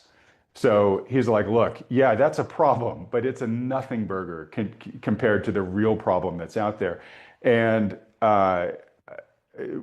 what the administration is now saying, which I find pretty easy to believe at this point, is the cost of all this fraud is the national deficit.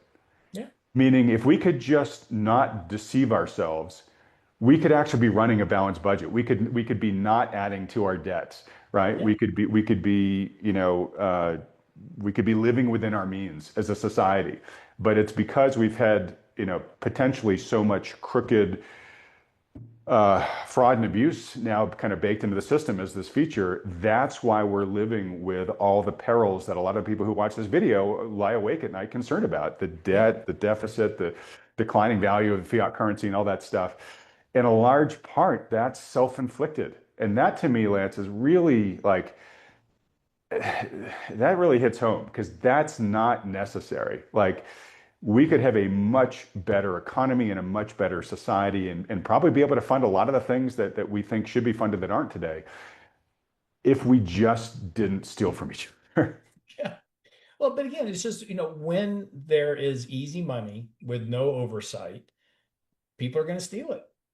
I mean, that's just, that's just the fact of life. And this is just why, but again, we elect these people to go to Washington to serve our interests. They work for us, right? But when we send them to Washington, they just wind up working for themselves. And there's no oversight. There's no, and again, even when somebody gets caught, I mean, how, you take a look at Congress, like a big chunk of them have criminal records, right? They've been convicted of something. Right. Or they're under massive suspicion that would put you in jail yesterday. Right? Absolutely. Absolutely. But it's okay. That's a bug in the system, right? And but again, it's all about elections and campaigns and doing favors and scratching backs. And this is why I said for years, you got to get rid of lobbies, you got to get rid of PACs, these NGOs got to go and get all that money out of the system. And until you do that, and that'd be a very simple process, right? It'd be like, look, PACs are now illegal, NGOs are now illegal. You cannot do this, right? You cannot raise money on behalf of political figures, period. End of story. These political figures are elected by the population. They work for us. They have a standard salary. That's it. So once you do that, all of a sudden you take all that fraud graft out of the system, and the system would start operating a lot more efficiently, and then put, controls over the money you're spending. Great. I'm going to give you $100 million to do whatever, but I want very strict accounting of where that money went. I want receipts. And as long as that's valid, it works. And there's no reason we can't do that. We have accounting systems. We've got Exactly. We've got the freaking blockchain. I mean, we can track everything down to its most exactly. granular quantum now. Right. There's no reason none of this can be done, but we just don't want to do it because there's too much money involved in it. And that's the thing that's killing me here, right? Which is like the hearth that people gather around with thoughtful money is hey, we're worried about, all these unsustainable things that are going on. And I think the answer is they don't have to be unsustainable. Like if we literally just clean up our own home, a lot of these really big problems either go away or get much more manageable. We extend the duration out generations in the future. So look, I don't have all the answers here, but to your point, Lance, getting money out of politics, big part of it, super hard, right? But you get what you demand, right? And I don't know how, I mean, look, this is feasible. I just don't know how realistic it is. We've talked about how like when there's a fire in an oil field, one of the ways in which they put out the fire, right, is dynamite, right? You explode the dynamite in the gusher of fire, and it consumes all the oxygen very quickly. And then all of a sudden you just have gushing oil now because the fire's been put out, right? And you can count the well. I wonder if we could do something similar here where we literally just said, you know what? Every incumbent gone. We're electing a brand new set of Congress and everybody, and your mandate for your next term is rooting out fraud, is accountability. You don't need to pass a new bit of legislation about it, any new program or anything. Your job is just making sure that getting fraud is out. That's your mandate, right? Could we just no?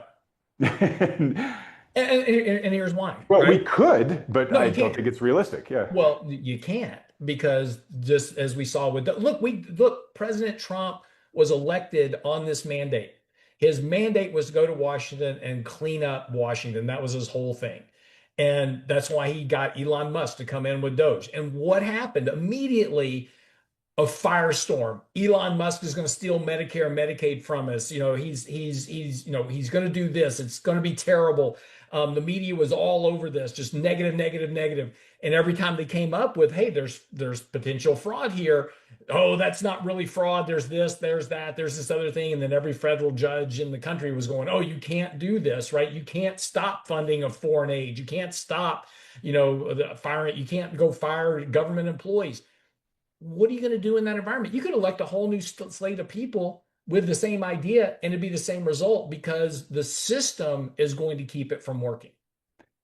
Right? You're going to fire every federal So you're judge. right. This is the quote unquote deep state. And I'm just wondering, so, and again, I'm thinking idealistically here, but Sure. I mean, No, so yeah, trust me, I'm right with you. So Congress, but also the judicial system. Like, sorry, Judge, you guys, we're having snap elections. You can't run. You can run again maybe in 2 years. Yep. Right.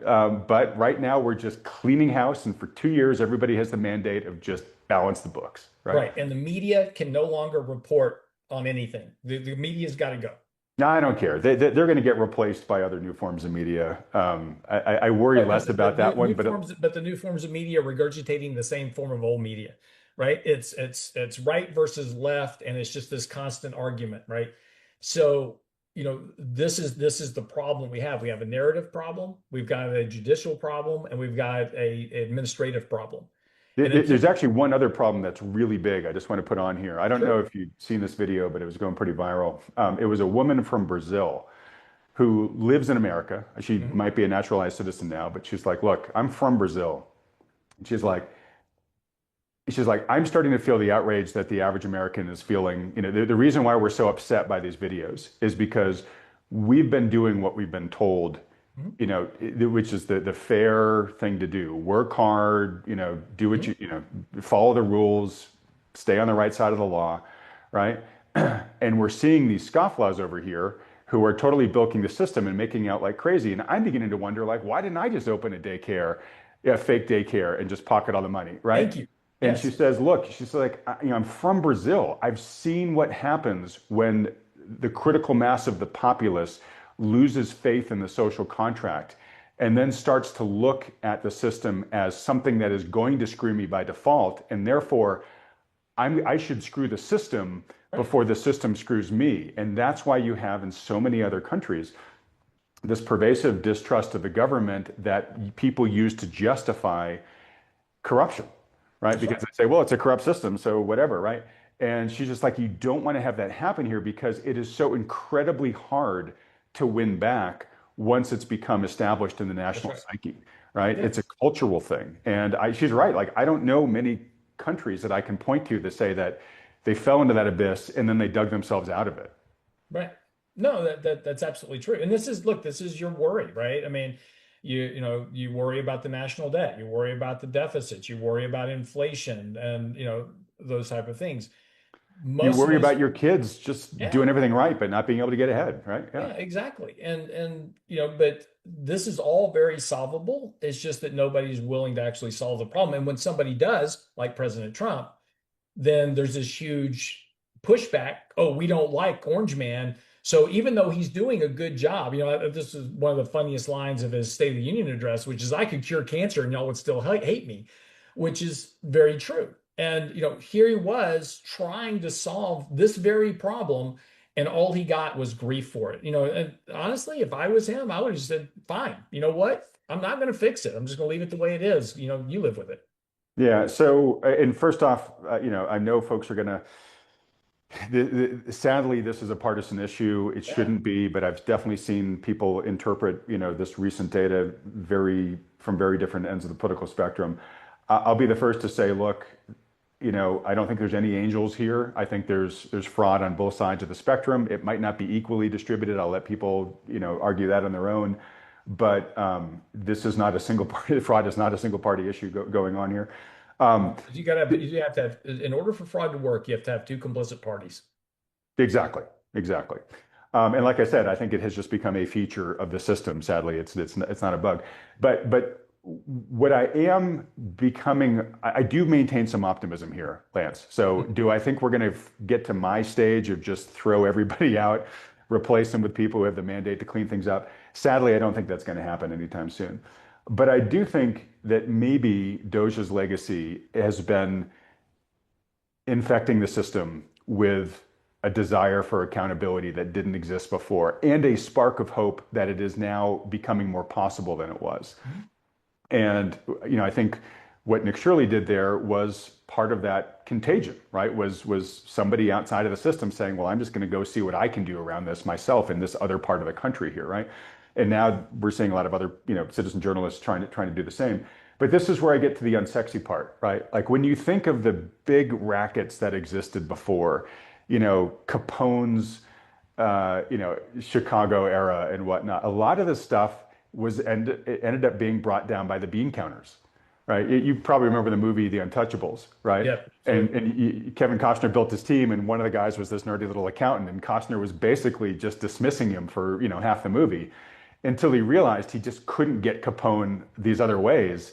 And the guy said, "Wait a minute, I think there's an Achilles heel here." And Costner was like, "Wait a minute, tell me more about that," right? And they use it to bring him down. They brought a lot of the mob gangsters down on RICO charges and stuff like that, right? A lot of times it's this super unsexy stuff that wins the day in the long run. And, we are having new technologies that make it easier to do the forensic accounting, that make it easier to find the lists of organizations that are getting funding from the state. So you can go and knock on the doors if you want to. And I do maintain some hope here that when people vote in the future, yes, they're going to continue to pull that lever mainly on how they feel economically, but how they feel economically is going to start to be more tied to how much they trust the economic data, and that they are going to be hopefully demanding more from our elected officials, that fraud, waste, and abuse become something that has to be on their scorecard for a person to determine whether they're going to vote for that person or not. Maybe I'm being too idealistic.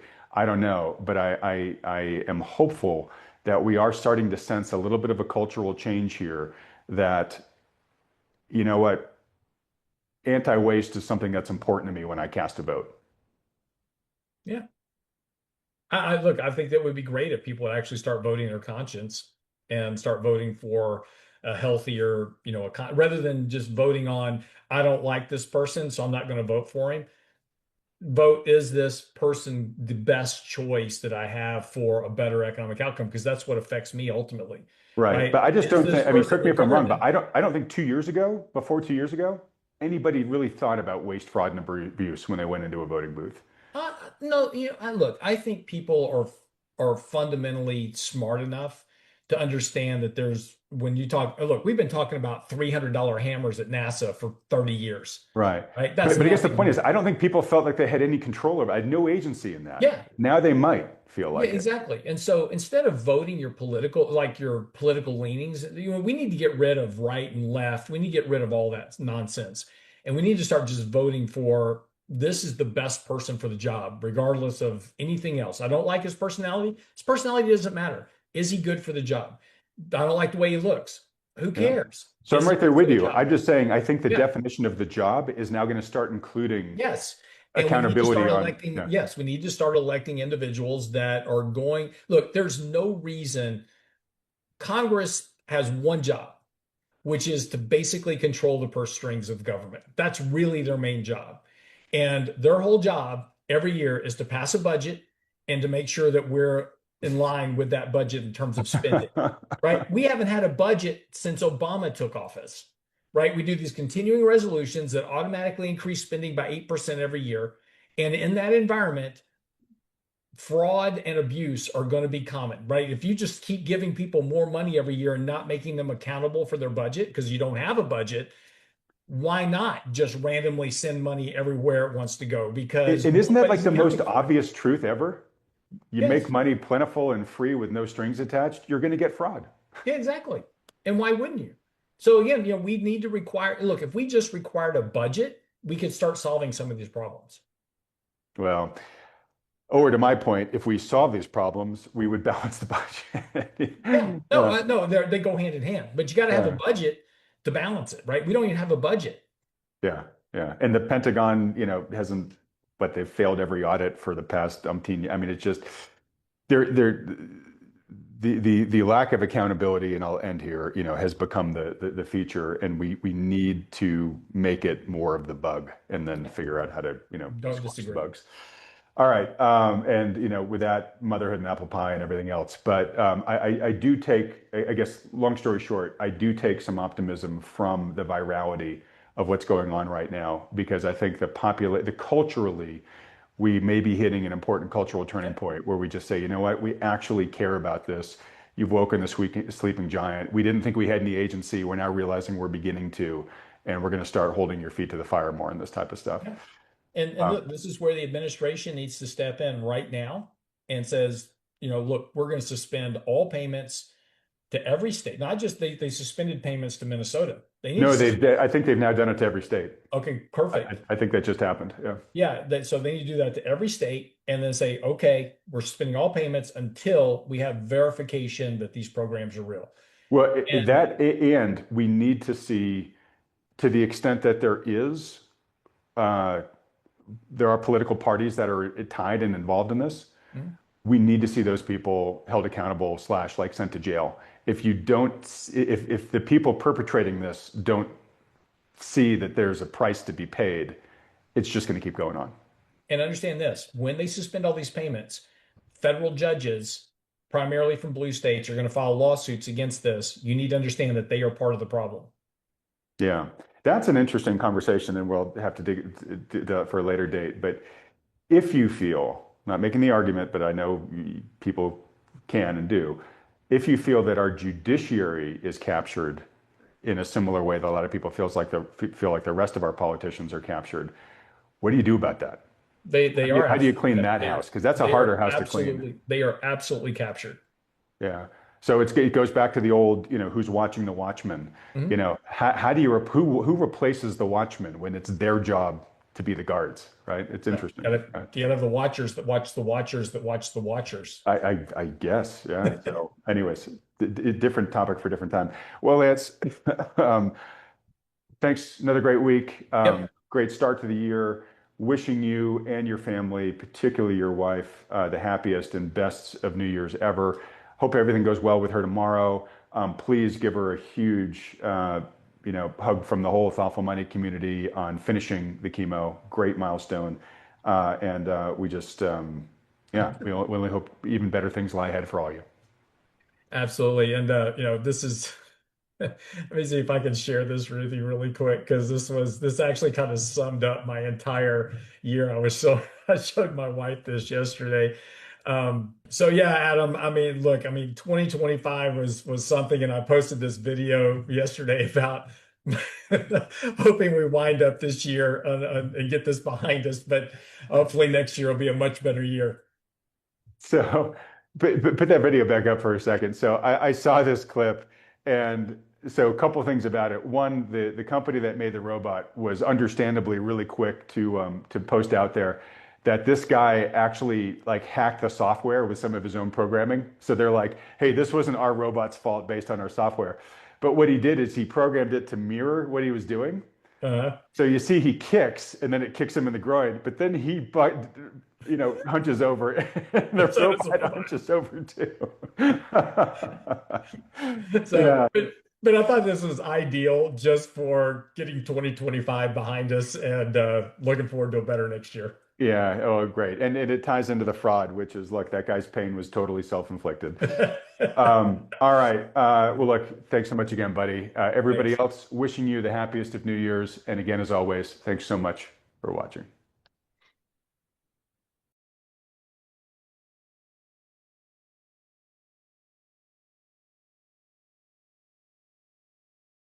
If a group of paper gold investors suddenly demands physical delivery, the counterparties will have to buy gold in the spot market since the leased gold is not in their possession.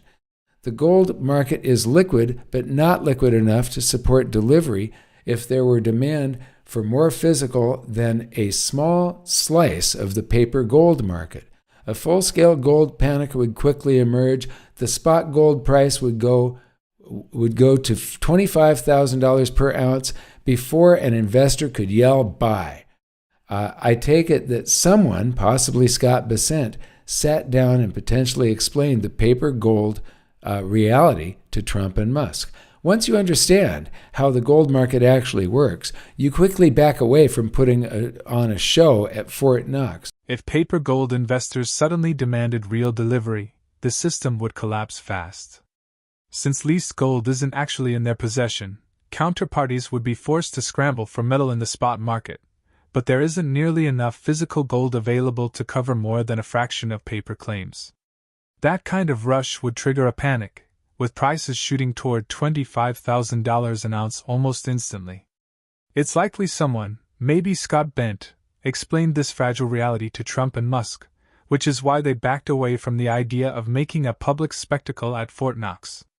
Mike Maloney, best-selling author of Guide to Investing in Gold and Silver and founder of goldsilver.com, reveals that China has just issued a groundbreaking mandate requiring its largest insurance companies to allocate 1% of their assets into physical gold. This rule is being funded by reducing U.S. Treasury holdings, accelerating China's shift away from the dollar, and creating massive new demand in the gold market. At current prices, this would consume 15 to 20% of annual global mine production, an amount so large that it virtually guarantees upward pressure on prices. With mine supply stagnant, this structural demand could push gold far above its current record highs in the years ahead. Meanwhile, momentum is building elsewhere. India's pension regulator is considering allowing retirement funds to invest in gold ETFs. Indonesia is weighing limits on gold exports to preserve reserves, and Florida has legalized gold and silver for transactions. Mike Maloney, at the same time, also highlights that Japan's collapsing yen has driven gold to record highs there, tripling in value over the past 5 years. Globally, gold still represents just 0.5% of financial assets compared to a long-term average of 2%. Even a simple return to historical norms would multiply demand several times over, signaling the early stages of a potential gold supercycle. As we dive into the video, Remember to subscribe and tap the bell icon so you never miss an update. We value your thoughts, so drop a comment below and give us a thumbs up if you enjoyed the content. Physical gold mandate for insurance companies will reshape the world's gold market. So Avery Goodman, and this is also, this is just a few days old, actually. So, a couple of weeks. China's insurance regulator now requires major insurers to allocate 1% of their assets to physical gold, creating unprecedented structural demand. This move is explicitly funded by reducing U.S. Treasury holdings, accelerating China's de-dollarization, and shifting global gold market dynamics. The mandated gold buying at current prices will absorb about 15 to 20% of annual global mine supply. 15 to 20% of annual global mine supply, supporting a significant price increase due to limited new supply. Yes, it would.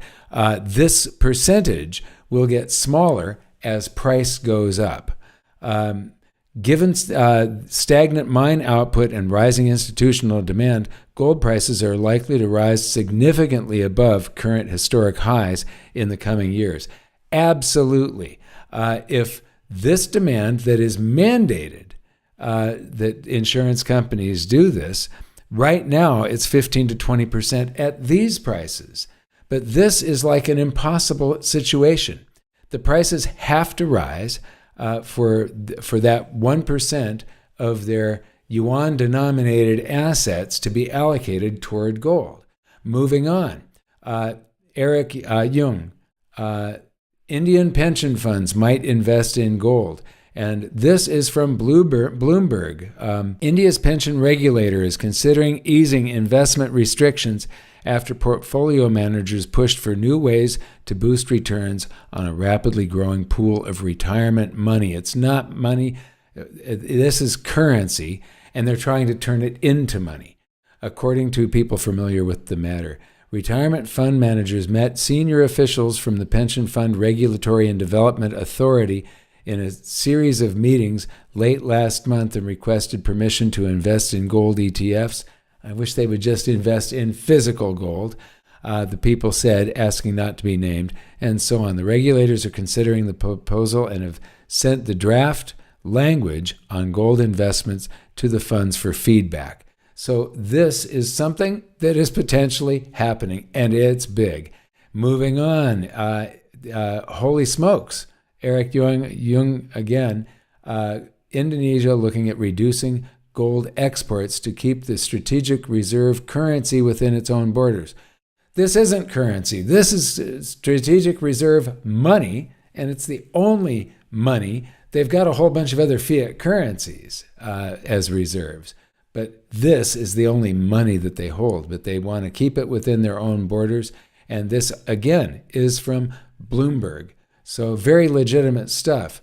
This is old. This was May 27th, but, Florida signed a bill into a law allowing people to make transactions using gold and silver. So gold and silver is being remonetized. I mean, nobody's doing it yet. Do you have to make them at face value on the coins of $1 for a silver eagle and $50 for a gold eagle, which is crazy? Or can you make them at the current spot price? That would be awesome. Here's the Ron DeSantis announcing it. Gold just broke 500,000 yen in Japan. The yen is getting torched, and gold is going vertical. Japan's debt to GDP is the worst in the developed world. Their only option, print or collapse. Either way, gold wins, and that is absolutely true. And gold in Japan has tripled since the beginning of this chart. In just the last 5 years, gold has tripled in Japan. You may have heard Rick Rule say that global allocation to gold has dropped to 0.5% in recent years, while the multi-decade average is 2%. Now, I've heard and seen measurements where gold was actually 8% of global financial assets when it was in a bubble in 1980. So a mere reversion to the mean would quadruple investment demand for gold. A reversion to a bubble like 1980 would be 16 times the investment demand. So the price would have to go astronomical. Well, here's the evidence it may be starting. Hong Kong investors triple gold holdings in rush to save haven, according to Hong Kong Shanghai Bank Corporation. Mike points out that silver remains an extreme bargain at around $40 an ounce when compared to its inflation-adjusted 1980 high of $1,640.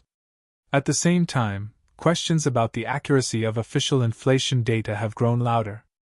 Analysts like John Williams argue that government changes to CPI calculations in the early 1980s distorted the true picture of rising costs, which also explains why long-trusted financial models suddenly stopped working. Gold's steady rise since then, they say, simply confirms this hidden inflation and highlights how far the dollar has fallen since the Federal Reserve was created.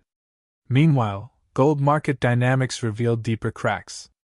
The physical gold inventory has been flat or declining even as gold prices make new highs, raising suspicions that major players are quietly pulling gold out of ETFs. On the political front, Trump has floated bold ideas like issuing gold-backed treasury bonds to challenge the Fed's authority and restore confidence in the dollar. Calls to audit America's gold reserves are also resurfacing, as many now frame the issue correctly. It's not so much that gold is skyrocketing, but that the US dollar has been relentlessly devalued and is today worth just 1/3,300th of an ounce of gold. Now let's revise the interview. Silver, look at where it sits. It is an extreme bargain at just about $40 an ounce because the high in 1980, inflation adjusted, is $1,640. Bam. So moving on, this is, John sent me these recently.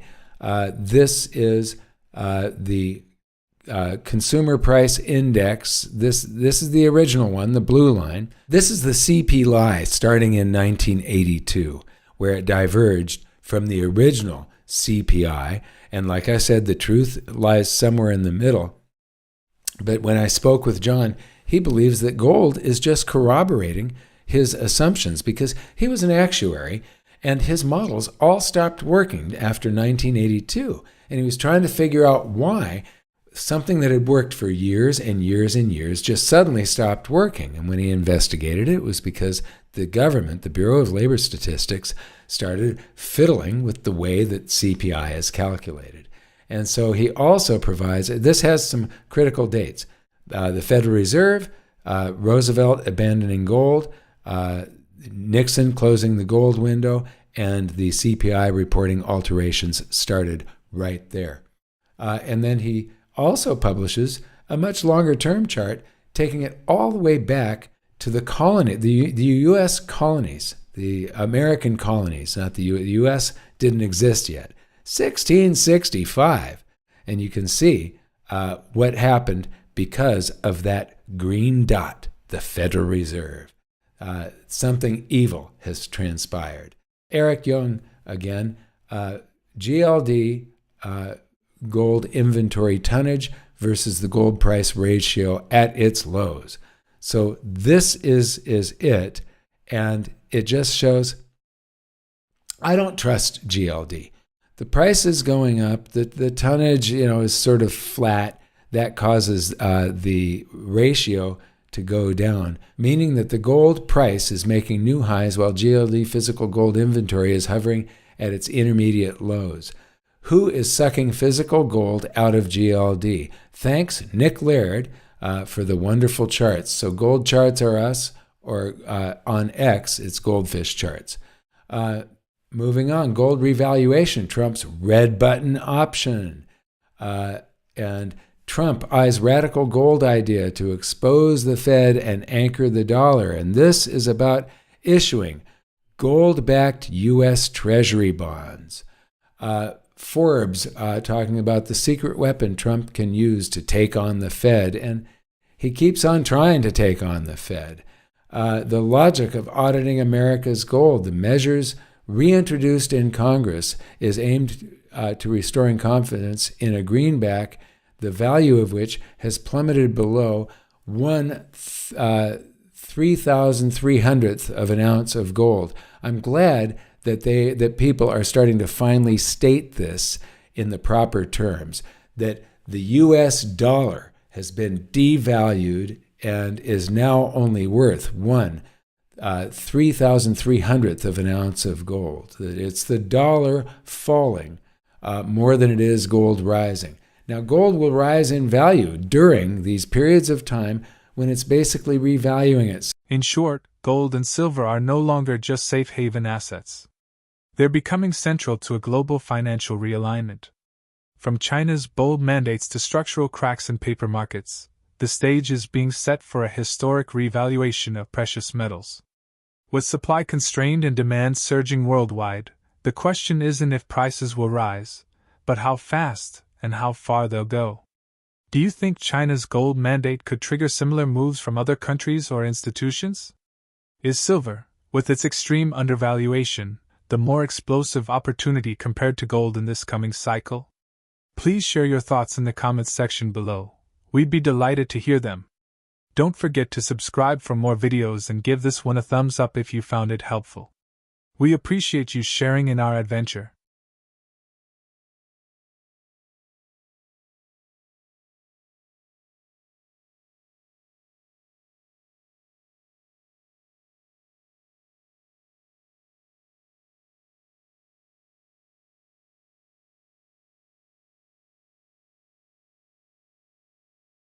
Confidence in the dollar is slipping, and gold and silver, with its long-term 5,000-year track record, speaking of 5,000, that's the number that we're getting out of Goldman Sachs if just 1% of the money that's in treasuries pulls out of treasuries. Bald Guy Money did an interesting one, and he said if 20% pulled out, he was getting $9,000 gold. And it wouldn't surprise me. And then they revalue it. The higher the price of gold goes, only benefits this country on many levels, not only through the devaluing of the dollar, but also, of course, the ability to, if Judy Shelton is right, peg gold to the back end of the treasury. What happens if gold keeps going?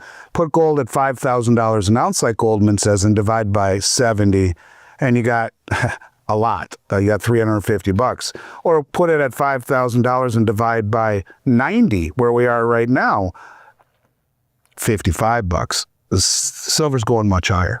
Confidence in the dollar is fading, pushing investors toward gold and silver with their 5,000-year track record.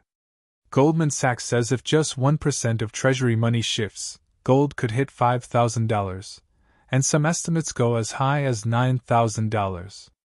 If gold reaches $5,000, as some forecast, silver could climb anywhere from $55 to $350, pointing to much higher prices ahead. Andy Schectman, the president and CEO of Miles Franklin Precious Metals, points out that, similar to central banks, people might profit by diversifying into gold and silver as currencies decline. According to Goldman Sachs, if even 1% of U.S. Treasury funds move, gold might hit between $4,500 and $5,000 next year. In the meantime, the concerning job data indicate that full-time employment is declining, part-time and multiple job holders are increasing, and about 1 million jobs have probably been revised downward. Future rate reduction will cause margins to further shrink, making smaller regional banks particularly susceptible. As we play snippets from the video, please hit the bell to receive quick alerts whenever we post a new video, like this video, and subscribe to our channel. I appreciate your support.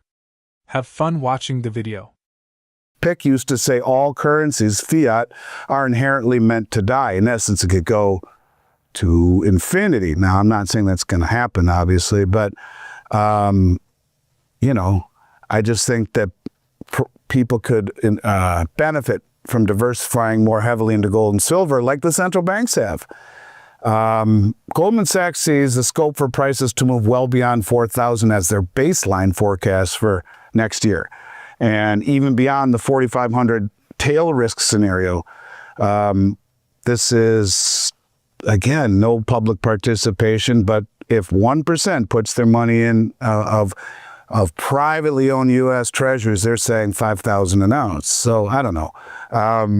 But I just want to hammer it home. If Trump lowers yields by 2 or 3% real yields, it'll be negative. Even by their numbers, big money will not stand for that. That's why they are front-running this.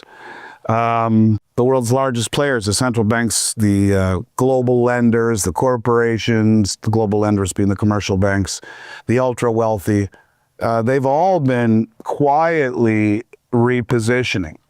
But once it becomes obvious that the public will realize that fiat money is eroding, is it too late at that point? I don't know. I'll leave that up to everyone else.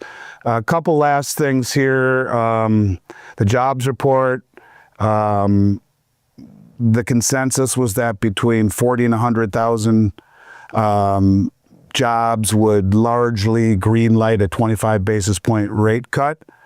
But we would need a massive, massive outlier for the Fed to cut by 50 basis points. Well, we got that outlier. The BLS reported that in August we only added 22,000 jobs, not the 79,000 jobs that were expected. But more importantly, June was revised from 27,000 to negative 13,000. It's the first negative print since 2020. They keep revising these jobs numbers. Remember what happened with July and August, those numbers. To the ugliest part, in my opinion, of the jobs report was the number of full-time jobs. They fell by 357,000 jobs. That's the second consecutive month of full-time job losses, while part-time jobs surged by 597,000. So you lost 357,000 full-time benefit-paying jobs, and you added 597,000 part-time. Kind of seems like people are working 2 or 3 jobs to make ends meet.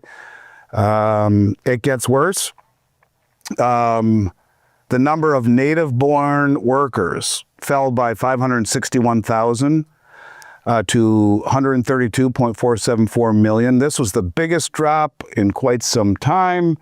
At the same time, foreign-born workers increased by 50,000. The number of multiple job holders soared by over 443,000 to 8.785 million. This was the biggest monthly increase since COVID, and another indication of how stupid the jobs report in the Bureau of Labor Statistics. We should just pull the L out of it, and it should be called the BS. They continue to do this stuff. Now, next week, I think, is it next week? I think it is. They are supposed to revise job growth figures from early 2024 through early 2025. Forecasters have thought that job growth would be slower than previously thought. Now you're getting analysts saying revisions anywhere from 475,000 to 1 million jobs will be revised out. Originally the number was 1.76 million. They're talking about revising 1 million out of the 1.76. I think, let's see, I got maybe 2 or 3 more things left to say. I found it interesting that Trump says that the United States has lost India and Russia to China. And he said, may they have a long and prosperous future together. That's what he came out and said that. And maybe that's because both India and China confirmed to boost their ties to reduce the effect of Trump tariffs at the Shanghai Cooperation meeting.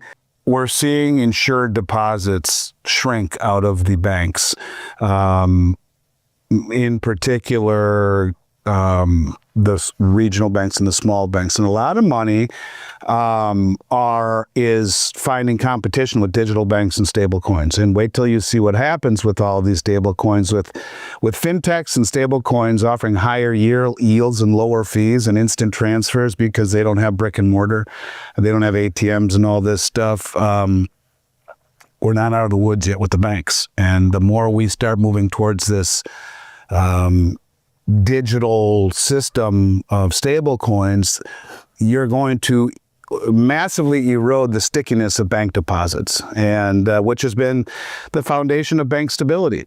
If the Fed cuts rates, banks are going to earn less from lending but still need to pay competitive deposit rates, which squeezes the margins and makes the weaker regional banks more vulnerable. Andy Schectman highlights that with significant institutional and individual orders as well as historic ETF inflows, there is a massive stockpiling of silver. Saudi Arabia and other major players may still demand supply even though SLV raises questions about manipulation. BlackRock has even cautioned that a short squeeze brought on by silver shortages might drive prices skyrocketing. Silver should already be far higher given the current price of gold. At historical ratios, it might be between $90 and $100 per ounce, and in the worst cases, it could even be $500 or more. Now let's redirect our attention towards the interview. You're seeing the numbers in all of vaults except the LBMA, which is going the opposite direction. But yeah, you're seeing massive, we're seeing really large orders even in the retail side. We're just not seeing the huge volume. But seven-figure orders are no longer the exception at all. But yeah, you look at the COMEX numbers, there's a massive amount of hoarding. You look at the amount going into the world's ETFs, it's huge. So I hate that part of it, SLV, which is really a tool for manipulation because of the naked shorting. I would much rather see the money go into physical and drain. When you look at like Saudi Arabia, who took this huge position in SLV, the one saving grace is the position is large enough to where they can demand delivery. And it's like when the Texas Teachers Union, which was being run by Kyle Bass years ago, put $1 billion into gold. He took possession out of GLD. So, but just simply at face value, yes, that is true. The ETFs and many of the Western exchanges are seeing record inflow, not all of it leaving. And the numbers, the eligible numbers are going much higher. But there is some leaving, certainly. But you're right. It is very obvious that there is a huge amount of hoarding. This will promote, very possibly, that short squeeze that everyone's been waiting for, because there's just not enough in the way of those size good delivery bars in the West to really to protect. In fact, even BlackRock wrote in the prospectus of SLV that be careful if you're short, because there could come a time when there isn't enough silver to cover those positions, and it's a big threat. Now you're talking a squeeze and the price goes up parabolically and bankrupts people. So ultimately, that would be where I think this is hedging or heading to. The first step would be taking huge positions and hoarding it, not selling it at prices anywhere near where we are now, because, just taking where we are right now, if you look at gold right now at 3640, call it, and if we divide 3640 even by 70, which is way higher, that's $52 right now. It should be massively higher than it is right now. And if you did it by the average, even call it 40 to 1, where it's been about 45 to 1 for the last 100 years on average, you're looking at $91 an ounce silver. Is that out of line? No. And at 45 to 1, it's still 7 times higher than it's coming out of the ground at. So, 91 times 7, in theory, $700 an ounce silver. I'm not saying that's going to happen, but is it the craziest thing to think of?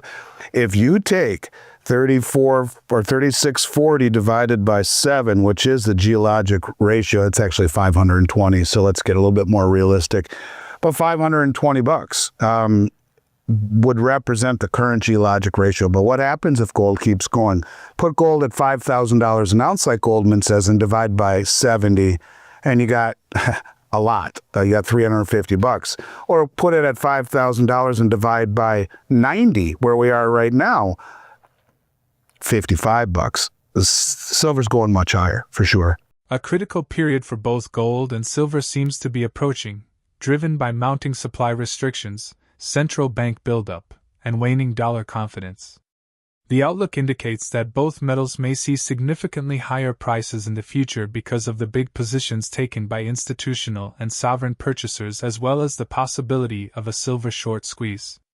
How soon might gold and silver hit these anticipated levels if central banks keep moving away from the dollar?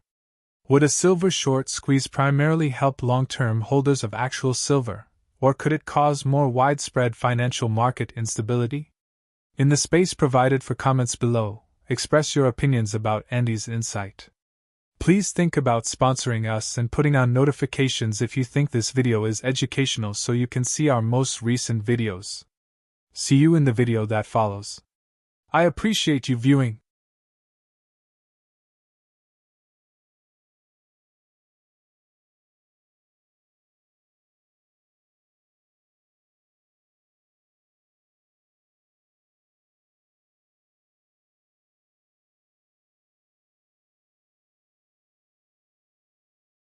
Silver is going to fail to deliver. In my eyes, that's within the next few delivery periods. So I think before year end, you're going to see the silver market break. That will immediately spill over to gold. Clearly, China has way, way more gold than they say they have. I think probably Russia too. And just go back to the old saying, he who has the gold makes the rules. And that's what they're preparing for. They're preparing for the dollar/bonds, treasury bonds to implode. I mean, so much is going on under the radar here. And that's probably because a lot of, when you think about the gold that's flowing into China, gold and silver flowing into China, it goes through 42 customs districts, which have 680 individual customs offices. I mean, there's so much fiddle room here. It's unbelievable. Given that failure to deliver is expected to occur during the next few delivery cycles, probably before year-end, the silver market appears to be on the verge of collapsing. The shock would swiftly leak into gold if that were to occur. As the USD and US Treasury bonds teeter on the verge of collapse, China and Russia are likely holding significantly more gold behind the scenes than they acknowledge. While central banks currently hold almost 36,000 tons of gold, making it the second largest reserve asset after the dollar, and, in some ways, surpassing the euro, China is relaxing gold trade regulations to facilitate physical movements. Gold has reached fresh highs due to geopolitical threats, record central bank purchases, and waning dollar outlooks, and a WGC survey indicates that the majority of central banks want to boost gold holdings while cutting dollar exposure. Bill Holter, a well-known precious metals analyst and commentator, with Andrew Maguire, a veteran precious metals trader, highlights that gold and silver are seen as the ultimate hedge because, unlike paper assets, they can't go bankrupt. Recent reports show gold and silver prices are rising due to heightened geopolitical tensions, weak dollar expectations, and inflation concerns. Silver has lagged gold somewhat, but many commentators believe the gap, gold-silver ratio, indicates silver is undervalued. Silver, in particular, looks to be breaking out as China tightens its grip on the physical market, leveraging that position to influence paper trading. For years, nations like Russia and China quietly accumulated metals to avoid direct confrontation, wary of U.S. military power that historically enforced dollar dominance, examples being Saddam Hussein and Gaddafi, both eliminated after pushing for gold-backed alternatives. Dalio warned the U.S. economy is showing signs of a financial heart attack, driven by rising debt costs, citing its history of rising in crises and protecting against currency devaluation. As we dive into the video, don't forget to hit the bell icon and subscribe so you don't miss any updates. Gold and silver, and the reason being gold nor silver can bankrupt. They are money themselves. They cannot bankrupt in a world that is bankrupting. Absolutely. And I think if we can revert back to silver for a minute, because what we're seeing here is a huge, long-awaited breakout. Obviously,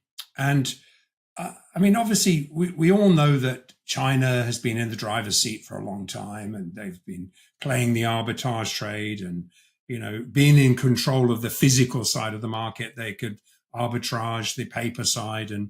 But essentially, what we're hearing is, hey, gloves are off now. And especially after Trump's most recent BRICS attack on the BRICS, like clearly putting the BRICS in the crosshairs with tariffs. And then most recently, some very odd statements that he made after the SCO meeting. Your comment, the gloves are off. I think that's up until this point. I mean, it would be extremely easy to break the Western financial system with $5 or $10 billion. I mean, if you went into COMEX and LBMA and said, "Here's $10 billion, I want metal," it'd be over. There's no way to deliver that kind of metal short term. So it would break the markets. In the past, I want to say that Russia, China, the rest of the world were being polite because they didn't want bombs raining down on them. One of the big things, the reason the dollar has been the reserve currency for so long is the U.S. military. Basically, we forced the world with threat of the U.S. military. If you don't use dollars, I mean, look at Saddam Hussein. Look at Gaddafi. They both talked about, 15, 20 years ago about doing a gold-backed currency. And what happened? They were killed. In the past, countries have seen, those two examples, Gaddafi and Saddam Hussein. They saw those examples and said, well, yeah, we'll just buy it quietly. And now that the war of words is on, it would not surprise me to see either a country or countries together step up. And the Achilles heel to the Western system is the fractional reserve nature of the entire system. But the way to expose that is just create a failure to deliver in either silver or gold, and it'll be both within 24 hours. If either goes, the other's going to go within virtually immediately. So they're at the point now, like you said, the gloves are off, and money is just flowing into, whether it be the physical metal itself or even the leveraged contracts in the West. You're seeing foreign nations buy those.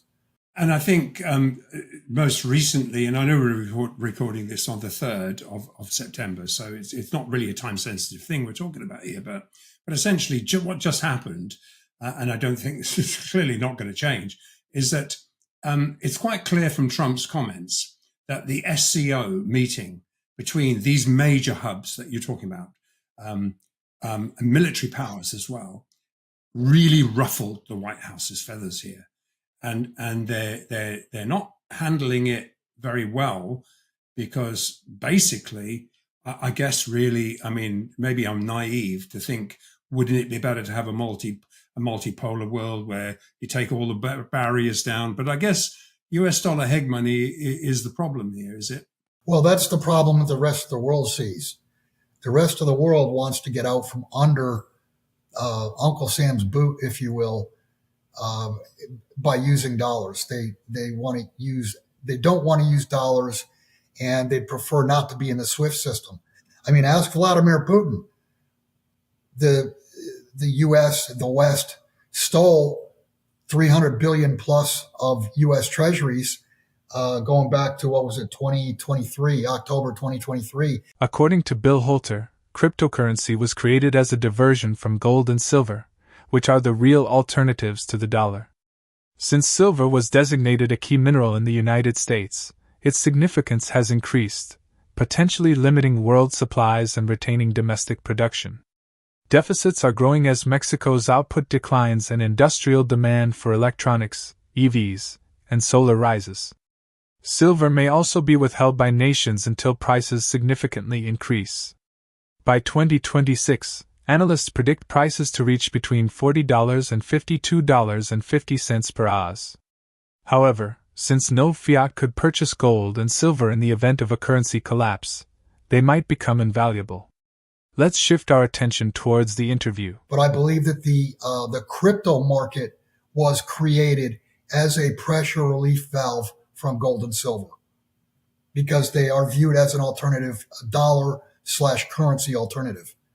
But silver's got my attention at the moment, and you and I always have talked about silver. You've been so far ahead of the curve on silver, And I think it's now being by the US now suddenly naming it as a critical mineral.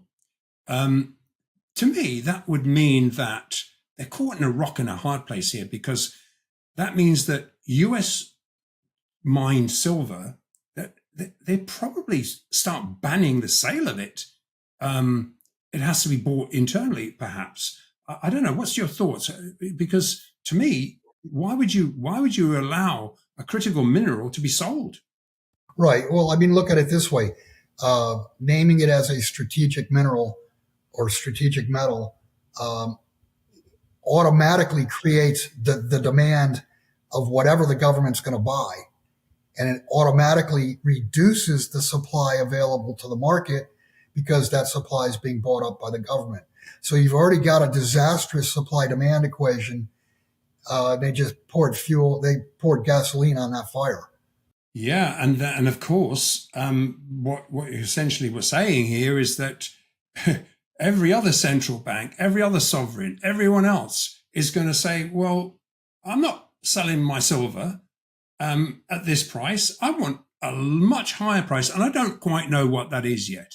The much higher price, I made the comment before we started recording, be careful what you wish for. Yes, yes. When we go through $50, and that's if markets stay open. I mean, there could be a failure to deliver, this month. I mean, who knows? But once we get through $50, you've got people talking $100, $200, $600 silver. There's really, in today's world, there is no way to project a number that gold or silver can go to. And I mean, the reason being, the parameters are zero and infinity. And the reason infinity is a parameter is because if a currency goes to zero, then it is priced at infinity in that currency. In other words, no amount of currency can buy an ounce of gold. That currency won't be accepted. And that's where we're headed on a global basis. I mean, if you think that the US dollar can collapse, crack up, and the system remain running, that's not going to happen. It can't happen. Could the long-awaited decoupling of paper and physical prices be triggered by a real failure to supply silver on COMEX? How long before gold officially threatens the dollar's position as the primary reserve asset if central banks continue to reduce their exposure to the dollar? If you enjoyed the content, please like this video, subscribe to the channel, and press the bell icon for timely updates.